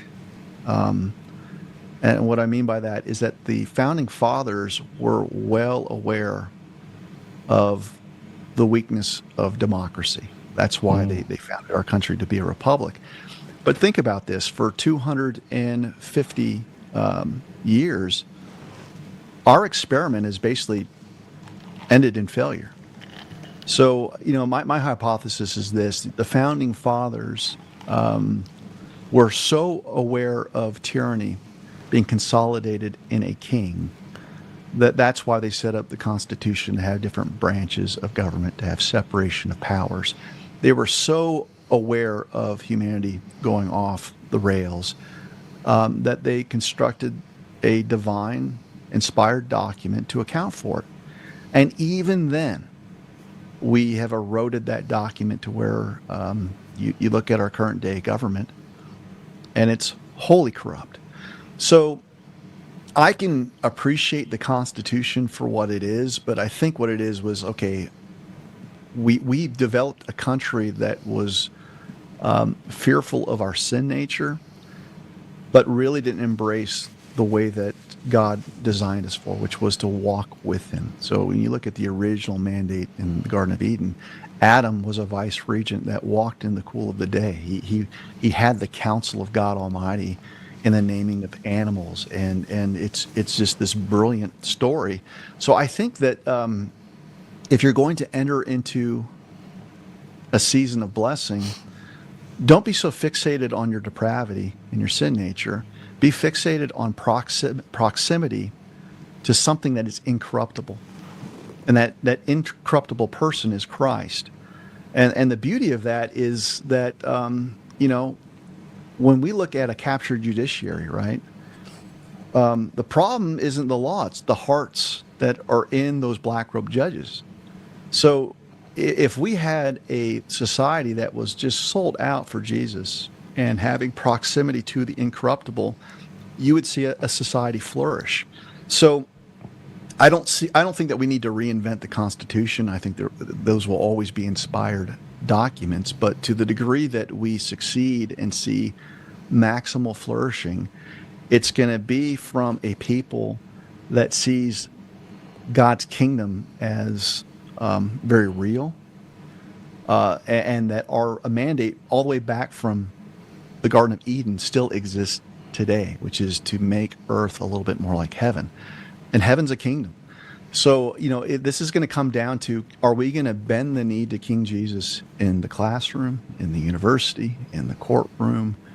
And I think that's why God is bringing us so low, to almost just embarrass us by how we have kind of screwed the pooch when it comes to what America was meant to be. And the Epstein revelations in particular really show the national sins of all of these representatives, all of these senators, all of these judges, basically screwing the American people over. So it's going to take a different class of leader going forward. It's going to take kingdom builders. So can I switch gears a little bit with you for a minute? I think we're gonna play at the very end of the show. We're gonna put up a special to play your broadcast. We're gonna play it on the show. So we'll finish up around 4, and then we'll play David's Sunday broadcast. We'll play it after this. So let's talk about leadership for a minute, because I think this is important. Yesterday I had a big conversation. You know that I'm not one to mince words, and I talked a little bit about Victor Marx, Vaughn Kennedy, did a deep dive into him. He's running for governor. Obviously, I'm running for governor. I met with Scott Bottoms yesterday. I'm going to meet with Barb Kirkmeyer in a couple days. Also, 2 other people running for governor. I look at the leadership that we have in our country, and I am distressed. Not by the Democrats, because they tell you what they are. The devil has to tell you what it is. I'm distressed by the Republican leadership, in large part because you had Thune that has done what are called recess call to orders meetings to stop recess appointments from happening from President Trump. There has not been an appointment that has been made since August of 2025. In contrast, when Biden was in office, he had all of his appointments finished within 90 days. Okay? You have Thune that's stopping President Trump from doing that. You have Thune that's stopping President Trump from them passing the SAVE Act. You have people in the House that are standing in the way of President Trump's agenda, but they're not Democrats, David. These are Republican traitors that are betraying the very people that are saying this is what they want. Now, it's supposed to be of, for, and by the people. And we talk about the leadership that's there. And yet I'll take a page out of the Professor David Clements book. My name is slave. What pressure do we have that we can put on them when they steal our money, they steal our dignity, they steal our vote, and they steal our ability to restore anything about what happens in our communities or our country by standing in the way of a man that we put in office to do the things that were necessary, and they're saying, sorry, you get nothing. Yeah, it really comes down to how you see Trump. And I've been very clear that I don't see him as someone who's being led by the nose. I don't either. I see someone who has been so masterful at concealing what his real power is. And it's the one thing that no one's examining. If you're the commander in chief, your strength is the military. All right, so if I were to ask you, do you think that we can save elections through these piecemeal Band-Aid fixes through the SAVE Act. Joe, you and I both know that if the SAVE Act was going to be passed, it would only be passed if it was gutted to the degree that it wouldn't threaten the established political class, which means if they vote for it, On both it's no sides. good. Yes, if they vote for it, it's no good. So if you know that going in, there has to be a reckoning. Like, I don't see it as a success in my mind for Republicans to retain the House and the Senate if it's comprised of the current leadership that sold us down the river, 6 years ago. So it's like, why do I have optimism? Because I've seen enough to where the playing board has been placed to where we're seeing exposure. You're seeing the video from the depositions of Bill and Hillary, and you're seeing mentions to Frazzle Drip and the video of that's likely going to be released that there's no escaping from. Now, people's frustration is on their timeline. They're sitting there going, I wanted arrest, years ago. And that's all well and good, but you have to have a seating that basically allows for people to arrive at a place where they believe they have made a decision. It's kind of like that movie Inception. You have to go so many layers deep to make sure that a seed is planted to where you come to an abiding conviction that, yes, my government is evil. And people are there, Joe. Yeah, and they're definitely increasingly getting there. But you don't get to wave a magic wand, give the people the truth in one day, because if that's what you do, 24 hours later, they wake up and they think, well, was that just a dream? So we've been trained and inculcated in this news cycle of 24-hour news, news salvos. And it's going to have to come to a place where we are so sickened by the political class that you've got a conquering of great evil. And I think that's what Trump is setting us up for. So we'll see if I'm right.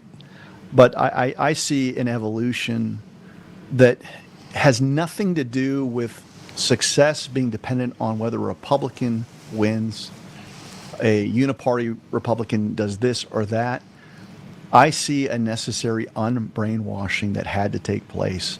And if you look at the past 6 years, I think you'd be deluded if you don't think that there hasn't been a great reawakening to see just how absolutely flooded our institutions are with evil. And that has to take place first in order for us to get to the season of blessing. So I see this as a transformational year, a year that will go down in the history books. And I just have a firm conviction that we're going to see justice.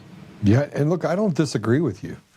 I just am disgusted by those people that proclaim that they are people that would follow or are of Christian faith.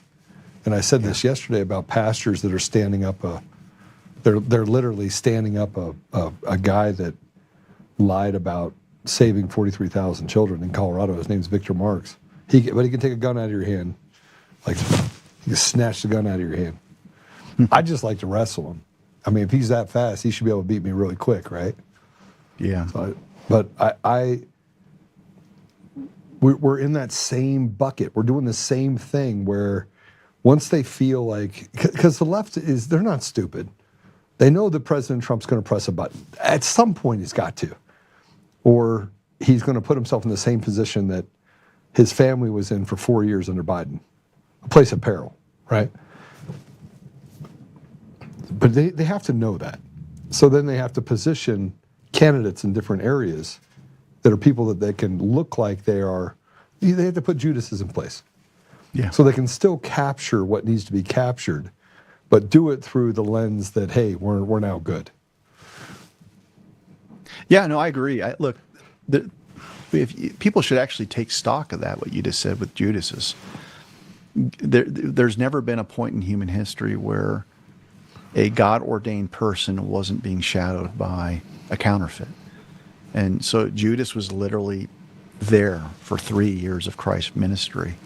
And All right, Christ say that again. I want people to hear that. What you just said. Say it again, because I'm actually going to write it down. I'm stealing it. Okay. There's never Okay, been a so time. There's never been a time in human history where God's anointed weren't shadowed by a counterfeit. And so 3 years of Jesus' earthly ministry, Judas was there for all of it. And Christ had full revelation of who Judas was and walked with him. So for the people that have heartache over Trump and his endorsements or his proximity to people that we all know are evil, well, take it up with Jesus, because Jesus had 3 years of the same thing happening, right? And you see that in more modern contexts. You had George H.W. Bush, evil man that was shadowing Reagan. You had Pence with the fly landing right on his head, shadowing Trump. So I think what we have to understand is that until we have that final defeat of evil, God's word shows this human experience where there's always evil right there in lockstep, walking alongside the good and the righteous. So let's be mature in our thoughts of, like, are we ever going to be free of enemies that are right there sitting at the table? Even when you look at Psalm, I think it's at 23, God prepares a place for us in the presence of our enemies, right? So that's kind of where we're at. And we also know that the most heightened form of deception is when a demonic force disguises themselves as an angel of light, right? That's the highest form of deception. So you're right. Evil that announces itself as Democrat or AOC or Bernie Sanders and Marxist philosophies, really easy to see. Most of our frustrations, Joe, I know we share them going back since 2020, is the limited hangout conservative Inc. version that talks mostly right about their faith, talks mostly right about their policy prescriptions within the realm of the GOP, RNC, Turning Point. And I think what offends us most is that we can discern that there's this great Python spirit, which is very, very reflective of the book of Acts, where even Paul, when Paul and Silas are going around their ministry, there was a fortune teller who was basically possessed, and she was rightly declaring that these men were from God. And it was confusing, I think, to Paul, because he waits 3 days before he delivers her of this Pythona spirit. And it ends up landing them in jail because she made a fortune for her owners, right? And so I see us as, like, when we call BS with the Scott Presslers of the world, or the Turning Point garbage when it comes to election integrity, which is just slavery, that there's a lot of money to be made in conservative Inc. And when we call it out, and we're calling it out in the name of Jesus Christ, you get excluded from the club. You get excluded from the prom. No one wants to hang out with us. So, whether Victor Marx is the latest construct of something that is mostly right, and he says mostly the right things, I think is a vestige of that Python spirit that really, really has infiltrated conservative politics. And it's going to require people that are willing to say, okay, I see the Python. You're not talking about the rigged election machines, Victor Marx. Yeah, he doesn't. You're not talking about the right, you don't have the right discernment over Tina Peters. He doesn't. That somehow that she actually had a jury of her peers. It's like, no, the lack of wisdom and ascertaining that was a completely captured and corrupted environment where we shouldn't be talking about commutations or anything of that. Like, now, if he's kind of changed his stance, that it's like, okay, that's great if you've changed your stance. But here's the problem. You didn't see it when it mattered. And if you're going to represent the people through servant leadership, you can't be one of the sheep. You had to be a shepherd from day one. And so that's the type of thing that you're going to run into for your run against Victor.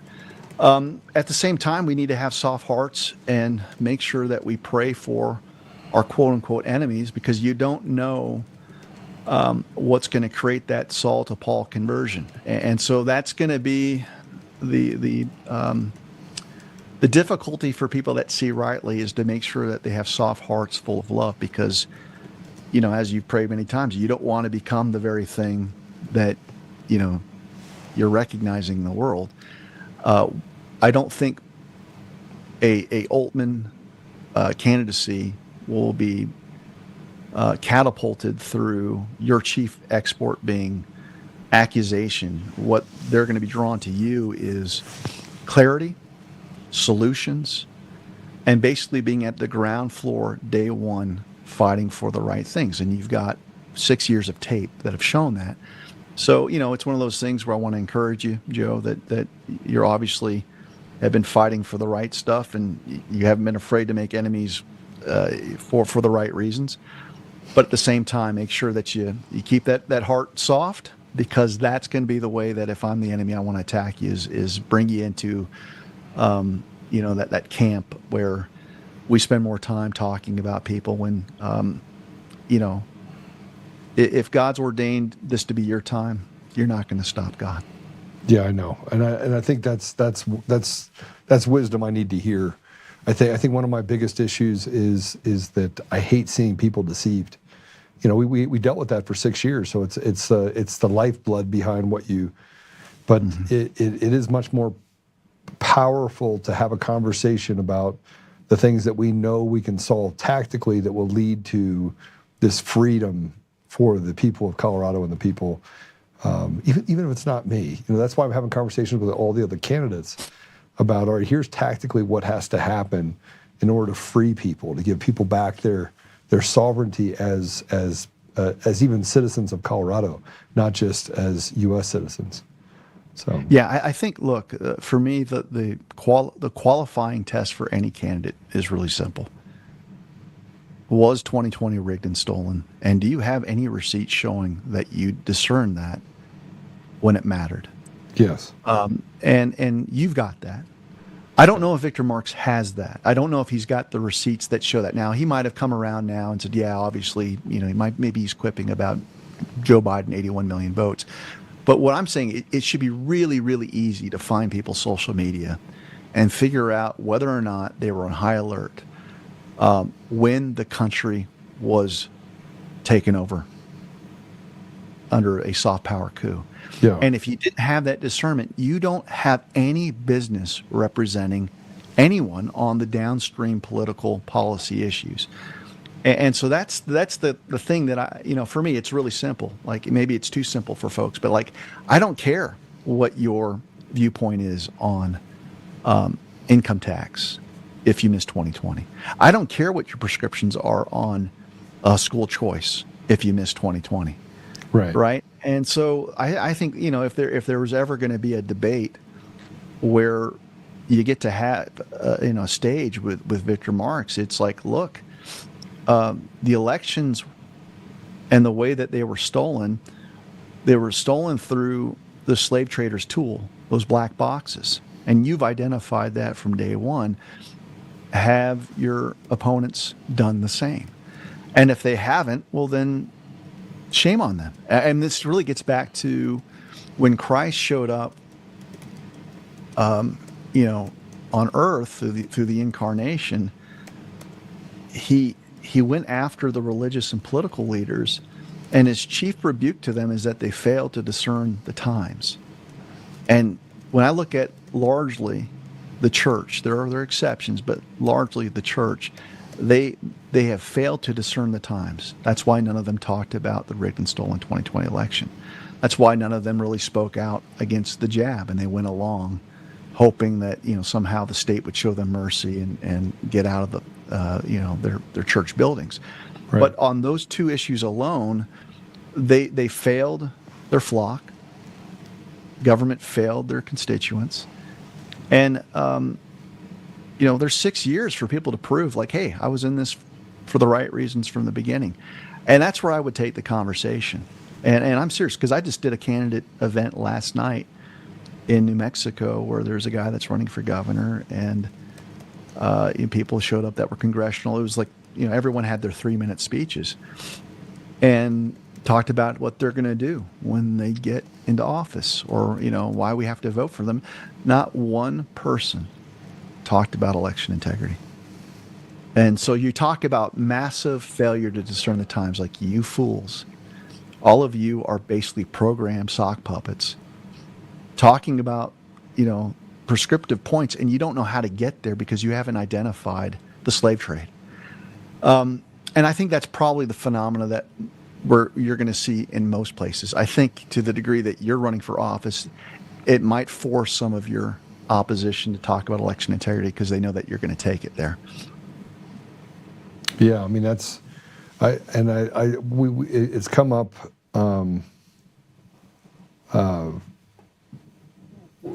It's come up several times in some of the debates that we've had, and I've said, and some of the other candidates, like Jason Mikesell, who was a sheriff, and he's like, Joe, I'm just afraid that people will stop voting if they know their vote doesn't count. And I was like, well, that's how you encourage them to stay a part of the process. So as we break through the ceiling that we've created on these fraudulent elections, that we have some basis to do that by. But if everyone stops voting, then they basically have already won. Right. Yeah, but I think that's one of the big lies, right? Because that was one of the things that was thrown out there by. It's his words saying it, not mine. Like no. I'm just saying that, but that's also a talking point that was generated by Turning Point, and I'm sitting there going, so the solution is to not acknowledge the truth, and so how about this? We want you to vote, but in the process of getting to that point. This is one of the things that drives me crazy is everyone talks about how they're going to vote, 8 months before Election Day. And I'm sitting there going, how about you do something to fortify and, improve your elections before you get to that date? This idea of like, well, I'm afraid to talk about the machines because it might demoralize people. It's like, well, then you've got a self-fulfilling process or a prophecy where you're going to have an election that uses software that can rig the results. So that's not any better. So how about we talk about the problem truthfully? We tell you have to be engaged, and we work for a better terrain. And we need to be having that conversation maybe 3 weeks before Election Day. But as for right now, every candidate has an obligation to tell people the truth. And the truth is when you've got Liberty Vote / Dominion, no wink, programming the victor, if you got a problem with that, demoralizing people, why aren't you doing something right now to get rid of the damn machines and the software, right? Yeah. No, I think you're absolutely right. And it's not just Dominion, right? It's Smartmatic, it's ESNS, it's Clear Ballot, it's now Liberty Vote, obviously. It's a substructure that's all the same that runs through this ability for them to inject or create fraudulent outcomes. It's risk-limited audits where you basically have to tap on your head, rub on your belly in order to see a fixed outcome. Fractional voting was basically what that is, just so you know. Not risk-limited audit. What is it called? Help me. The fractional voting that you have, the ranked choice voting. Ranked choice voting. Sorry, I totally screwed that up. But ranked choice voting, where you have fixed outcome. That's Yeah, but I mean, even the Smartmatic whistleblowers have told you that they're only concerned with two things. Let's beat the logic and accuracy test, which bad actors can program the hardware to get you past that point, even without the internet, and beat audit. That's it. And so they've devised a whole scheme to beat the testing, to let the machines be used, and beat audit. So, I think it's one of those things where we'll see how it all plays out. Obviously, Trump has messaged in such a way that informs my belief that the military has to be involved. His truth post where he says we're not doing the mail-in ballots outside of extremely limited circumstances, and he said it even if Congress opposes his efforts, we're not doing it. Now, that's straight out of the Youngstown Steel decision, which is the definitive case on war powers, which speaks of having full power when you've got Congress on your side.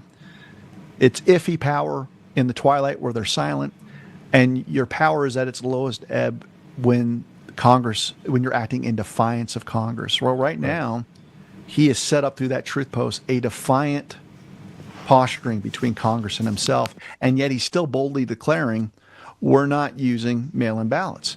So the only way that survives is if he is completely taking on the mantle, the plenary authority of Article 2 as the commander-in-chief, where just like he doesn't have to ask the permission of Congress to strike down a missile, he doesn't have to ask Congress and their permission to neutralize vectors that are attacking our critical infrastructure, and the mail-in ballots and the machines are a direct attack on our national security. So I think he's telegraphing that. He also telegraphed that there will be a declassification from the NSA, which is huge because a lot of the stuff that we've been talking about for the past 6 years is civilians like yourself, like me, providing the findings on open source information, stuff that we could get through public records. You disclose things from the NSA, there's going to be a vindication that is going to be amazing to behold. And we have to acknowledge that it's going to happen here in the next few months because the primaries are already on us. Okay, so then what? Tell me more. Let's hypothetically say, actually, I don't want to hypothetical it because I think it's too complicated. I think we're proving with what we're doing in Iran. The problem that I have, if we're looking at Iran and what we're doing there, what we did in Venezuela, and you're gonna get mad at me. I've heard people get mad if you're saying this. Tina Peters is still in jail. Mm-hmm. So we can do all this stuff. We can knock out the Ayatollah. We can free the people of Iran. As President Trump said, he's creating jobs in Iran as well, it turns out. But we can't get Tina Peters out. And we could, but we have to ask a deeper question. But go ahead, finish. So this gets to the deeper question of sometimes the smallest hanging fruit is the most noble fruit to hold, even if it's the smallest fruit, right? And Tina Peters is a small part of this process, but a big part of the solution index. If you look at just how we've looked at the elections and what information we've gotten access to, why not? Why not reach in? Because I know that 2 or 3 times they were set to do it. Step in and apply perfect pressure by creating indictments on. In Colorado, but also just yanking Tina Peters out there and showing the strength that President Trump has. Yeah, okay, so a couple things. One, you and I both know that the Maduro extraction has more to do with Smartmatic and elections as being a major threat to U.S. critical infrastructure than fentanyl. You know, fentanyl is important. Drugs reaching the homeland, important. But if you're talking about overtaking 72 countries without firing a shot, that clearly is the weapon that the cartels have, and we extracted them. So we've shown a mastery of the use of military force to neutralize a threat. Now he is in our custody. Then you get to Iran. A lot of people have forgotten to look at their nexus to the rigged and stolen election of 2020.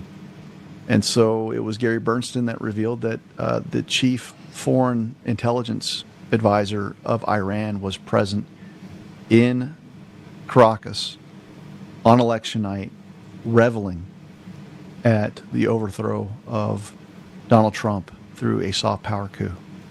And so both play pivotal roles. So the idea is, I think we're asking the wrong questions about Tina Peters, which is, I know I want her out. I know you want her out. But what purpose does she serve, and what does God want? In other words, her testimony is becoming more and more powerful because of her position of martyrdom. And the longer that she can withstand the mistreatment and suffering, the more it's going to propel her witness and influence going forward for generations. So Tina Peters is becoming a Nelson Mandela type figure that if she was in for a day, in for 2 weeks, I don't think she would have as much power going forward in the future.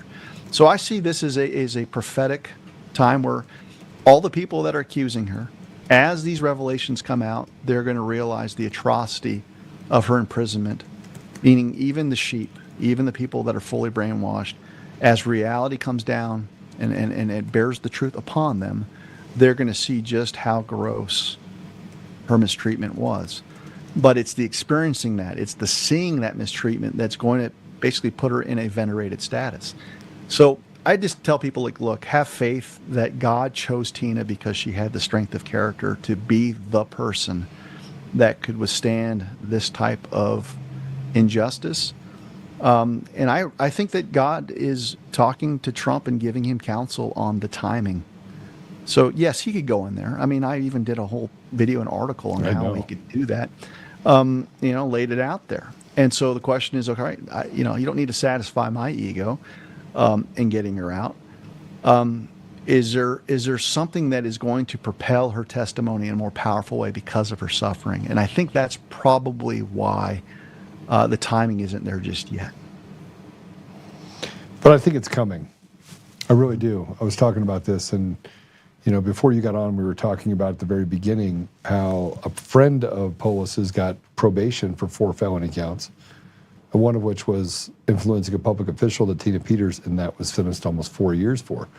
So she got probation for those 4 counts, and she committed deceptive practices, basically forged documents and did things to make herself look good in an ethics investigation where she was committing another crime in that environment as well. So Tina was giving us information related to our fraudulent election systems, and more importantly, a path forward to understanding why Dominion had these pre-programmed outputs that were able to basically take over elections at every level, whether it was a municipal election all the way up to the presidential election. Yeah, well, I mean, look, I think we could look to the wisdom that's there in the scriptures to make sense of Tina Peters. Mm-hmm.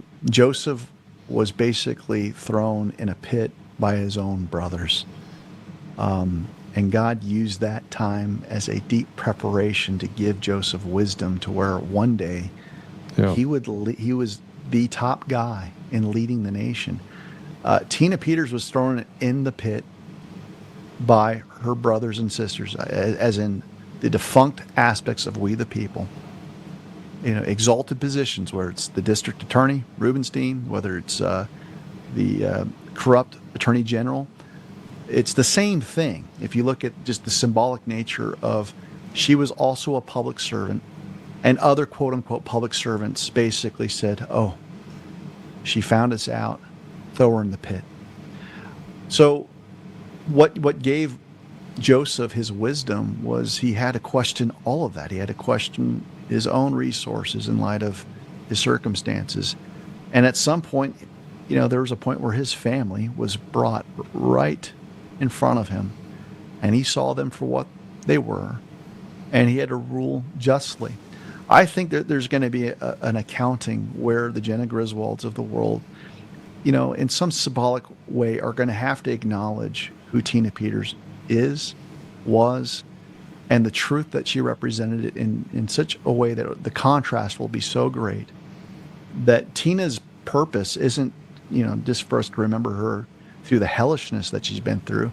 Her purpose for me is going to be the next 10 years from the outside, when she can draw upon her testimony and remind everyone why we can't ever go back to the slave master's tools, which is the dominions world, the Smartmatics. And so, just try to have an now the liberties. An eternal perspective for why she was put on this earth.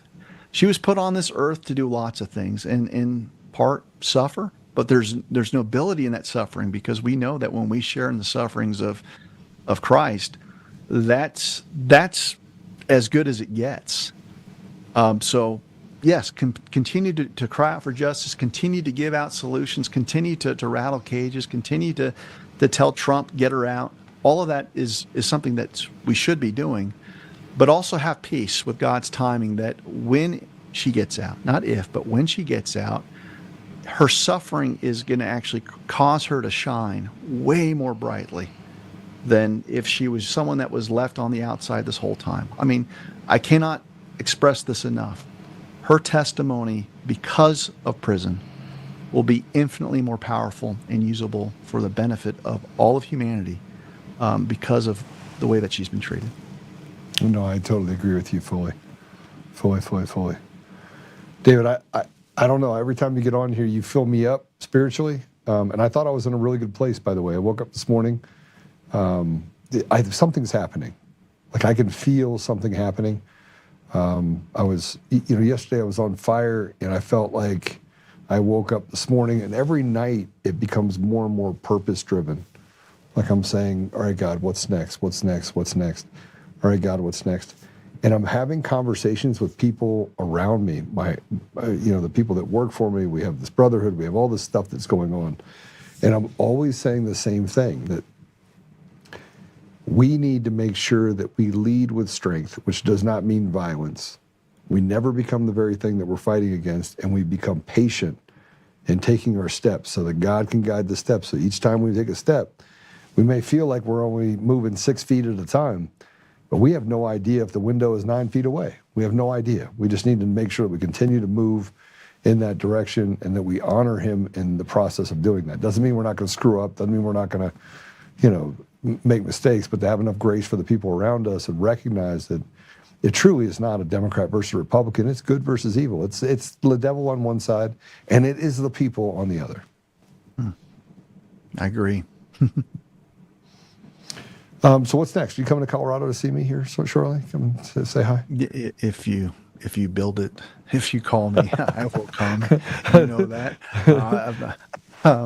I thought about coming out to you in New Mexico, just coming to see you. I would love that. I would love that. Right now, what's next is I'm working on an article, got a draft. It always starts with writing and getting it to a place where I feel like there's a burden that God's placed on my heart. And right now, the burden is understanding Israel because of what's going on in Iran. What does it mean to restore the ancient borders of Israel? And so I think I've got an epiphany, I think, of what it really looks like. And hopefully I can land the plane by Sunday, because this is one of those things where I just don't feel like I'm in anyone's camp. I'm not in the blame the Jews camp. I'm not in let's miss the fact that you've got corrupt aspects of Israeli government. But I think that the thing that we have to start looking at is not displacement of people that have lived in a geographic region for thousands of years. Yeah. We have to have an evangelism that displaces spiritual identity, to where if we all see Christ for who he is, then we become inheritors of that land. Yeah. And it's revolutionary to think of that, because now you look at the Muslim not as someone that needs to be displaced, but someone that we need to love and pray for. Because as soon as they're grafted in to Jesus, they're grafted into the land. So that's what I'm meditating on right now is there's got to be a pathway to peace that recognizes what God's foreign policy is. And I think for so long, we have carved out an American foreign policy, an Israel first foreign policy, whatever that means. And I'm sitting there going, I don't want to have my own foreign policy. I want to have God's foreign policy. And so I'm working on that. That'll be out this Sunday, Lord willing. And then I'm still in the fight with my lawsuit against the university. So I'll be working on that. And like everyone else, it's, it seems like the frequency of what's happening around the world, it's so fast paced that there's times where I don't even want to get out of bed, because you just know that the world's moving. And I don't pretend to understand it all, but I'm going to try to slow it down for an article and a video this Sunday. Yeah, so I want to read something to you really quick, if I can, in relation to what you just said. When it comes to Israel, just going to give you, this is just my thoughts, something to stew on as you say you're not on anybody's side. Because this is just me. I'm just going to, let me just say this. There's never been a time in human history where God's anointed were not shadowed by a counterfeit. Judas walked with Jesus for 3 years. Let me explain further. You had George Bush shadowing President Reagan. You had Pence shadowing President Trump. This is the conversation I'm having with David Clements right now on the podcast. I say that because when you talk about the government of Israel, it's very easy to say that that counterfeit is walking in the shadows of the people of Israel, and that the people that call themselves Jews are nothing more than Satanists that are doing evil biddings, because now we have to separate the good deeds from the bad deeds. And there could be a place where the counterfeits have gained control of different aspects of our lives, both here in the United States and in Israel. Just something I just wanted to put out there. No, I get it. But here's the thing that people forget is they exclude themselves. They don't understand that there are people that are nominal Christians that aren't Christians, and guess what? They're hellbound because they don't have Christ. There are Jews that reject Christ and they're hellbound, just like there's Messianic Jews that have accepted Christ and they're not. Muslims in particular are seeing a revival that is off the charts, where Christ is visiting them in dreams and in visions. And so the whole point is like, look, instead of getting into strategic warfare and ethnic cleansing and genocide, none of it has worked. Like, none of it has worked for thousands of years. What happens when God reveals himself through the person of Jesus, and it forces everyone to chuck out the window what they think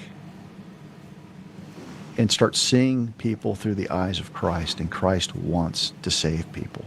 No question. So I think that's going to be my focus. But, even when you start looking at the fulfillment of these covenantal promises that are referred to in the scriptures, it's all towards, to kind of bring us back full circle when we start our conversation, to have a place of governance for the king to return.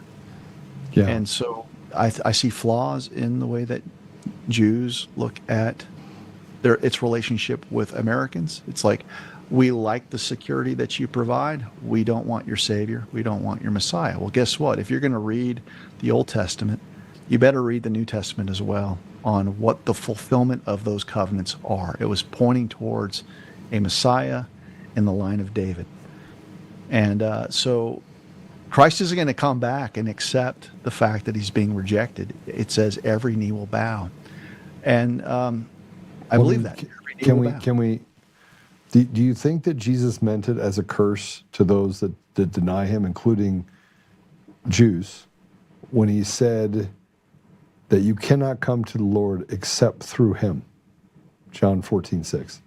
Do you think that was basically saying that, hey, look, if you deny me, you can't get to the Lord. You can't get to that place. Well, I think so when you look at Abram, before he was renamed Abraham, you have this irrevocable covenant where God declares what his intentions are towards Israel. Yet there are times where his creation, through disobedience, would lose access to blessing and to the land. And so to the degree that Israel has been displaced from a region, it's been through a rejection of God. And we know as Christians that God has more fully revealed himself through the Father, Son, and Holy Spirit. And so it makes sense to me why they haven't had an ability to inhabit land, because they basically said, that's not our Savior. Well, God's got something to say about that. But at the same time, I don't believe in replacement theology where Gentiles replace Israel. I think what we are is we're grafted in. The scriptures talk about a grafting in and a partial and temporary hardening. This is in the book of Romans, to where the Gentiles would carry with them such peace because of our claims as co-inheritors that Israel would become jealous. And so I see a fulfillment in a bringing them back into the fold. This is basically the story of the prodigal son that was given everything, and they squandered it, came back.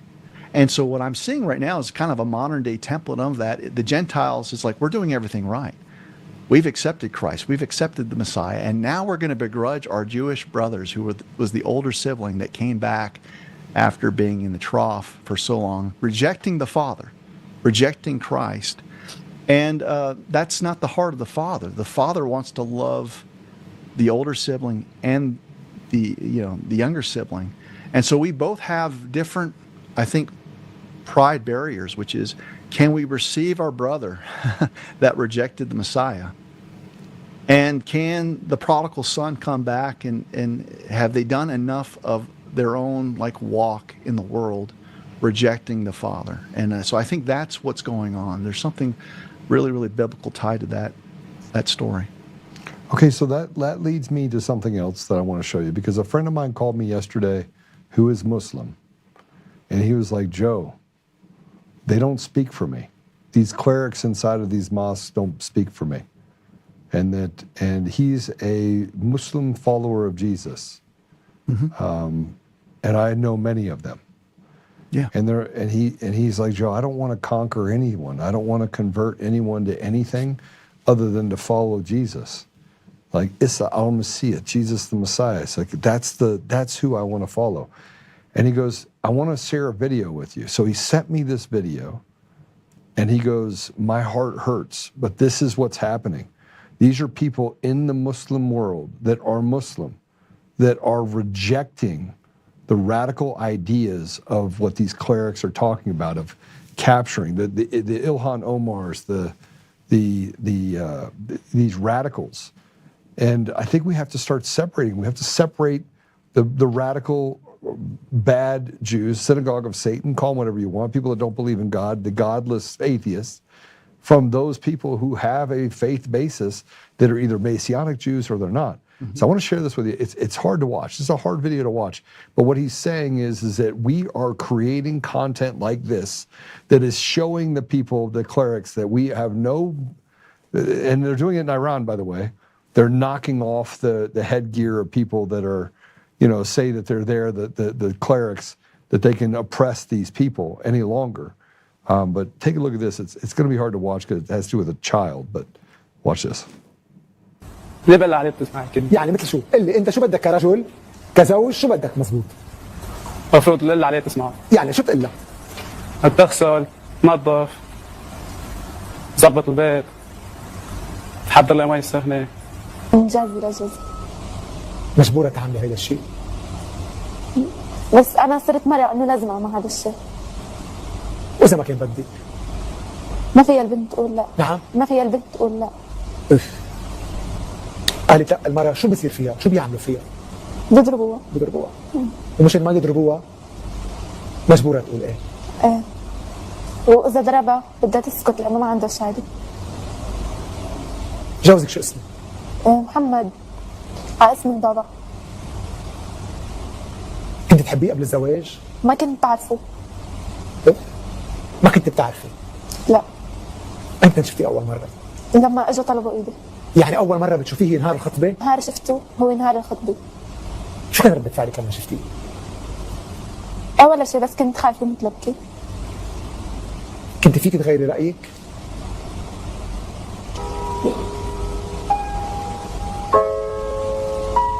صحيح، شو أكثر شيء زعجك؟ أنا ما كفيت دراستي.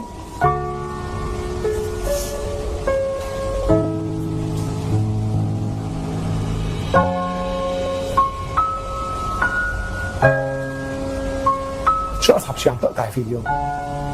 إني جوز بهذا العمر. البابا شو قال لك؟ إنه هذا زوجك لازم تسمعي كلمته. كلمة بيت حماكي. ما فيك تقولي لا. بنت عمرها 13 سنة عم تتزوج، كنت خايفانة من شو؟ خايفانة من جوزي. كنت بتعرفي لما بيخلص العرس شو بيصير بين الرجال ومرته؟ ايه. مين قال لك؟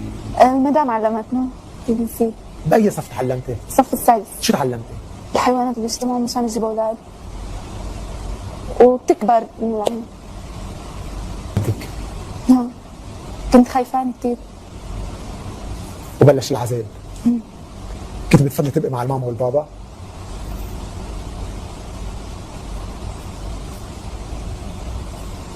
بتفضلي لو ما جوزوكي؟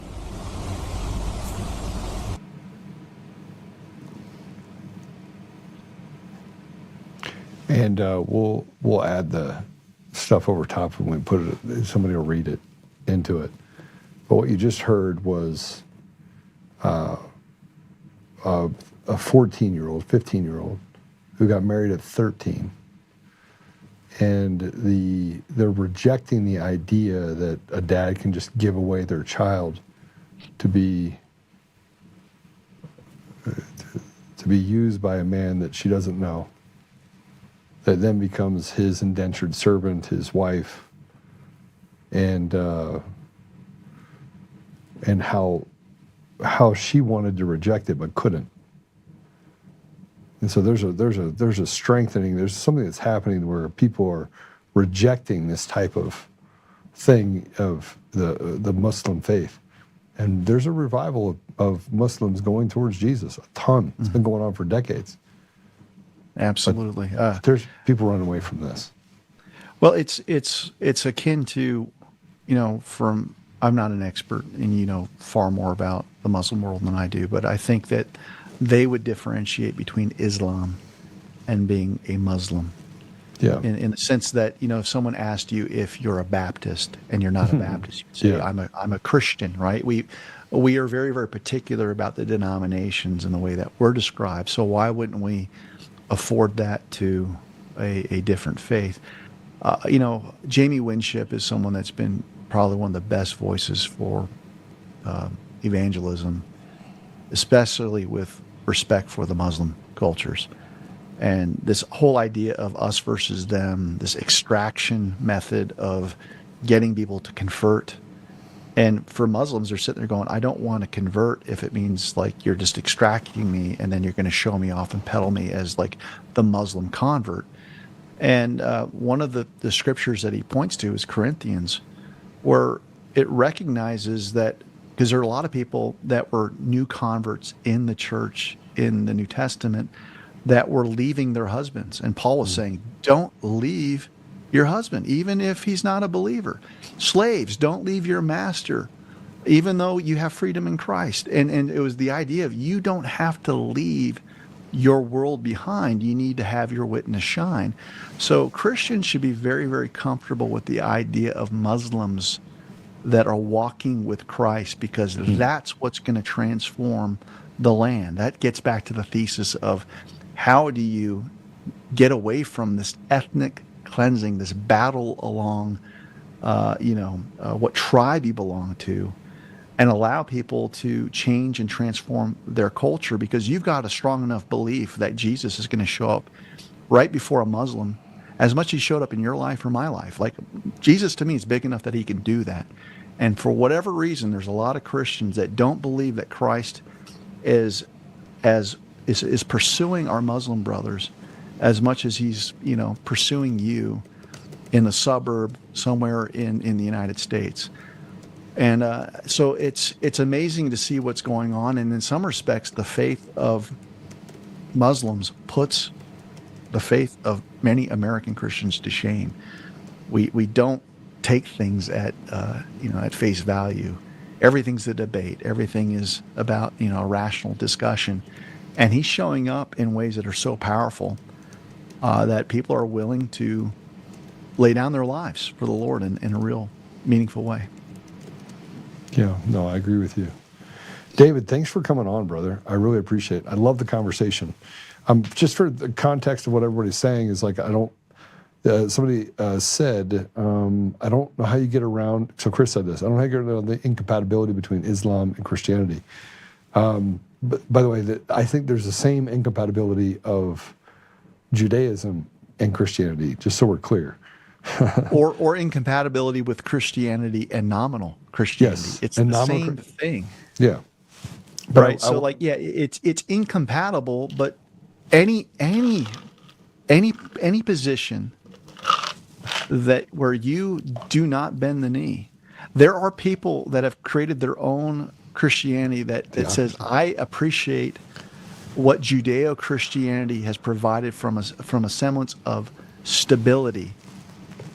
That's not Christianity either. You're still going to go to hell if the only thing that you're doing is appreciating the stability that a Christian nation provides. That doesn't get you in either. That's incompatible with Christ's teaching, even though you're not out there cutting people's heads off or saying death to Christianity.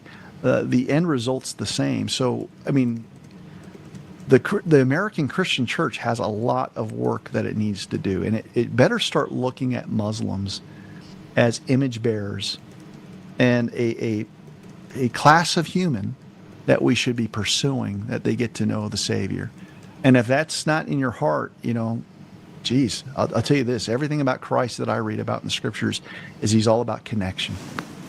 He's not about rejecting. He's not about pushing you out. He's about bringing you in. And we got to get better at that. No, I totally agree. There is no hate like a Christian's love. Right? Because we're really good at hating on people in a way where we're telling them that just accept Jesus right now. I'm just going to beat it into you. I love when people tell me that, Joe, that's not very Christian of you. And I'm like, my right hook is really good too. Yeah. Well, we are caught up with the idol of doctrine. We think doctrine saves. Yeah. And doctrine doesn't save. Jesus saves. And look to the thief on the cross. He didn't take a catechism class. He got in and didn't even know who Jesus was. He knew he was a sinner, and that guy that was on the cross right next to him wasn't. And that got him in. And we have some things that we have to push through. You have the 7 books of the Catholic faith that are not, the Maccabees, the 1, the 2, the Wisdoms, all those books, right? Which, then how do you reconcile that with the Pentecostal Bible, adding those extra books? I've been studying those books now, by the way, just to understand the differences between them and what they bring to the table. So, there's a lot of conflict in the faith of Christianity as well that fundamentally comes back to, I always say, when I was over in the Middle East, it always came back to the Gospels for me, right? And that if I could get Muslims to accept the Gospels, which they do, it's in the Quran, then I was there, because that means that they had to understand the origins of Jesus, right? The stories of Jesus, the crucifixion of Jesus, the miracles of Jesus, the Ruh Allah, the Spirit of God being breathed into Mary. So, once you get to that place, it becomes easier to have a conversation with people of different faiths, even, Sikhs or Buddhists and things like that. So it's happening, and we should be rejoicing that it's happening. Amen, brother. Yeah, amen. Do you want to pray us out? I'd love for you to pray us out if you could. Would love to. All right. Dear Lord, we give everything to you. And first we give you our thanks and our gratitude that you are steadfast in your character, that you are more concerned about justice and truth than anyone, because your Son is the truth. So I pray, Lord, that you would give us humility and love and a steward's heart, that we can all play a role in serving the King of righteousness, and that we wouldn't shriek from the fight, that we wouldn't run away from obstacles, but that we would run towards everything that needs an alleviation of suffering, and we can do that as image bearers of Christ. We pray for Tina Peters, and in the faith that she'll be released and she'll shine for this country and this nation. We pray for President Trump. We pray for godly foreign policy, that evil would be exterminated, and yet innocent life, to the degree that you can discern what is innocent, would be spared.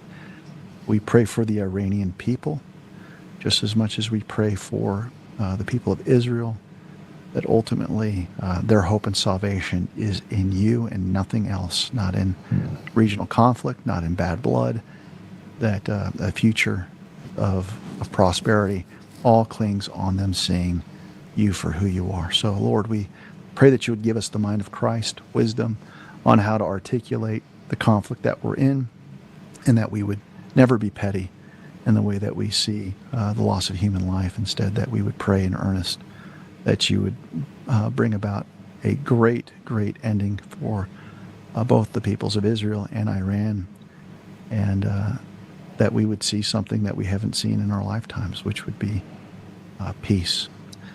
We lift all of these things up to you in the name of Jesus Christ, our Lord and Savior. Amen. Amen. Brother, it was great. I know we went long, and I don't regret a minute of it.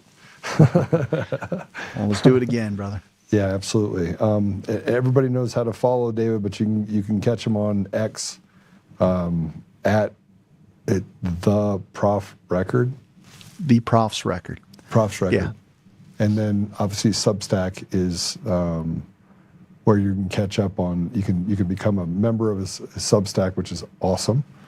And you can also go to theprofessorsrecord.com. So there's the gives you all the stuff. David, thank you very much. Love you, brother. Thanks, Much Joe. love to you. And I look forward to seeing you soon. All right. Love you too. All right, God bless you. All right, well, I've done a bunch of interviews, and I got to go to a thing tonight that I'm going to go, it's another meeting for Republicans, and watch people fight with each other over stupid stuff. I hope that doesn't happen tonight.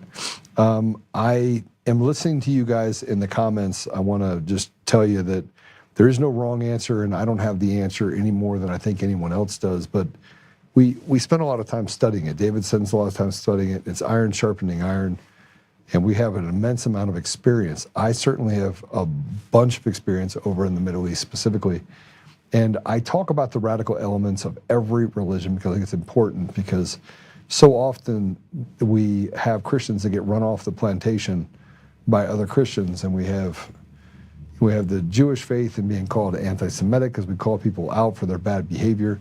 I've done this in the state of Colorado, where I talk out the people that are in positions of power in the state is captured by these synagogue of Satan, not Jews, but people that are Jewish. In other words, they're faithless atheists that are doing real harm to people. And we talk about good versus evil, and we have to be able to differentiate that. You know, a person that calls himself a Jew first, and then puts together behaviors and says, I don't believe in God, and then says, I can hide behind being a Jew and you're being anti-Semitic, is disingenuous to the reality of who they are. They're serving demonic means. They're promoting, as we talked about in the first part, the very thing, the very essence of this ridiculousness that we find ourselves debating on a regular basis. So I'm going to put out some stuff on Substack. I decided that I'm going to start putting more stuff out on Substack so you can hear videos and things that I'm going to be doing. So look forward to that. Apple Podcasts, Google Podcasts, Spotify, Pandora, iHeartRadio, TuneIn, and more. Go to text 895, text freedom. Is it freedom? To 89517? Freedom. Text freedom to 89517 if you haven't gotten any text messages. And you can go to the website and sign up to get some stuff from us. I am going to set a thing up so that we have some Q&A, and you can join just a club where we can sit around and have conversations together. And I've got a couple of new sponsors that are coming on board, and I'm not going to change the format of what we do. We're going to do it 5 days a week. I'm going to incorporate Patrick more into what we're talking about when it comes to education. And frankly, there's a lot to be said, and we want to be able to share that knowledge and get some guests on that can go through that as well. So we're going to take a very unique stab at the type of people we have on. I've got a guy that is getting ready to serve 15 years in prison. He was a gang member. Had a conversation with him day before yesterday. I'm going to have him on the show because he's deeply involved still in that dark tunnel. And you say, well, Joe, why would you bring that to us? It's super important to understand how people get to a place where they are, and then you can understand how really rotted and bad this apparatus of government is, and the fact that it steals people's ability to have opportunity and joy in the future. It's like a vampire. So anyway, some great stuff we're going to be having coming on. So I look forward to seeing you guys. God bless you, and have a great day. I'll see you guys tomorrow.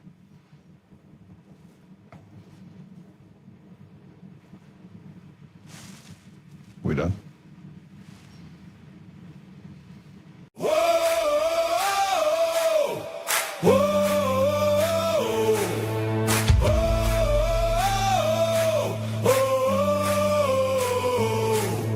Rising from the fight for the forgotten and the free, exposing rigged machines, Kuma's lies, Dominion's deceit, pays a grand each day, shielding truth from corrupt halls, but he won't back down, standing tall through it all.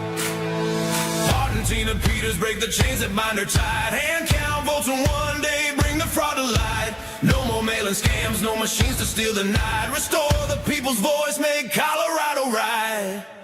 Governor Oltmann, lead us bold and true. Badass for the have-nots, fighting through and through. Abolish property tax, cut the tolls away.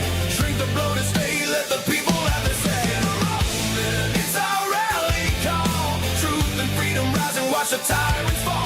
Untamed Colorado, strong and proud, we'll be one man for the people, set our great state free.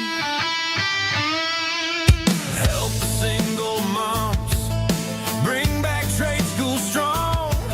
Opportunity for youth, where the brave belong.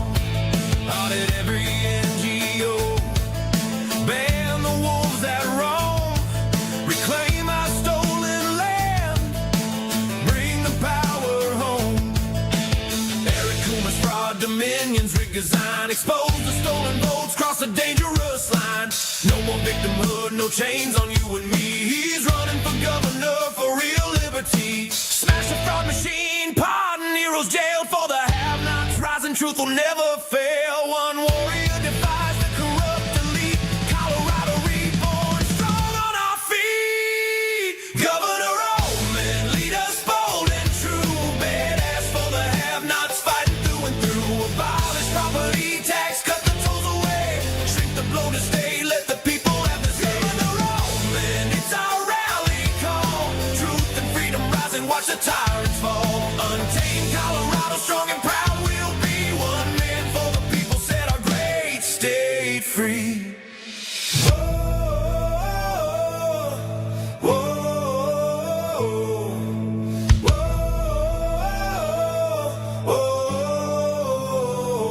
Governor Oltmann, lead us bold and true.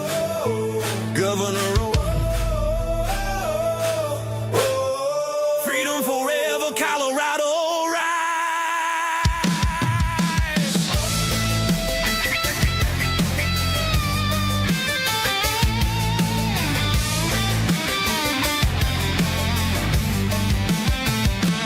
Governor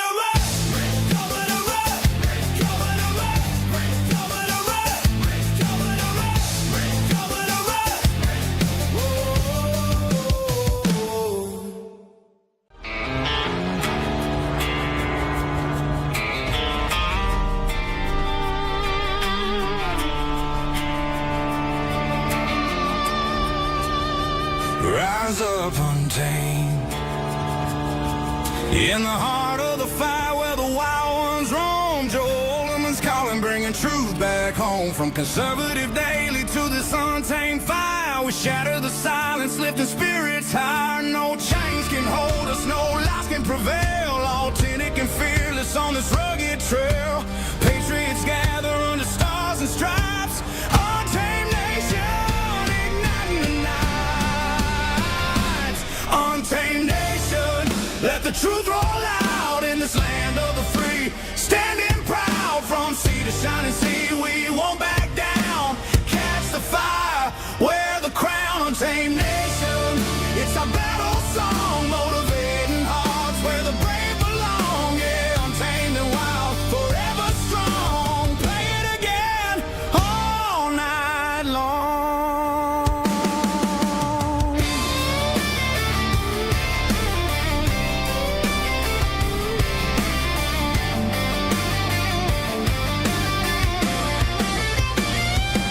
Break the mold, chase the real. No more games, time to heal. Joe's voice leads the untamed crew. True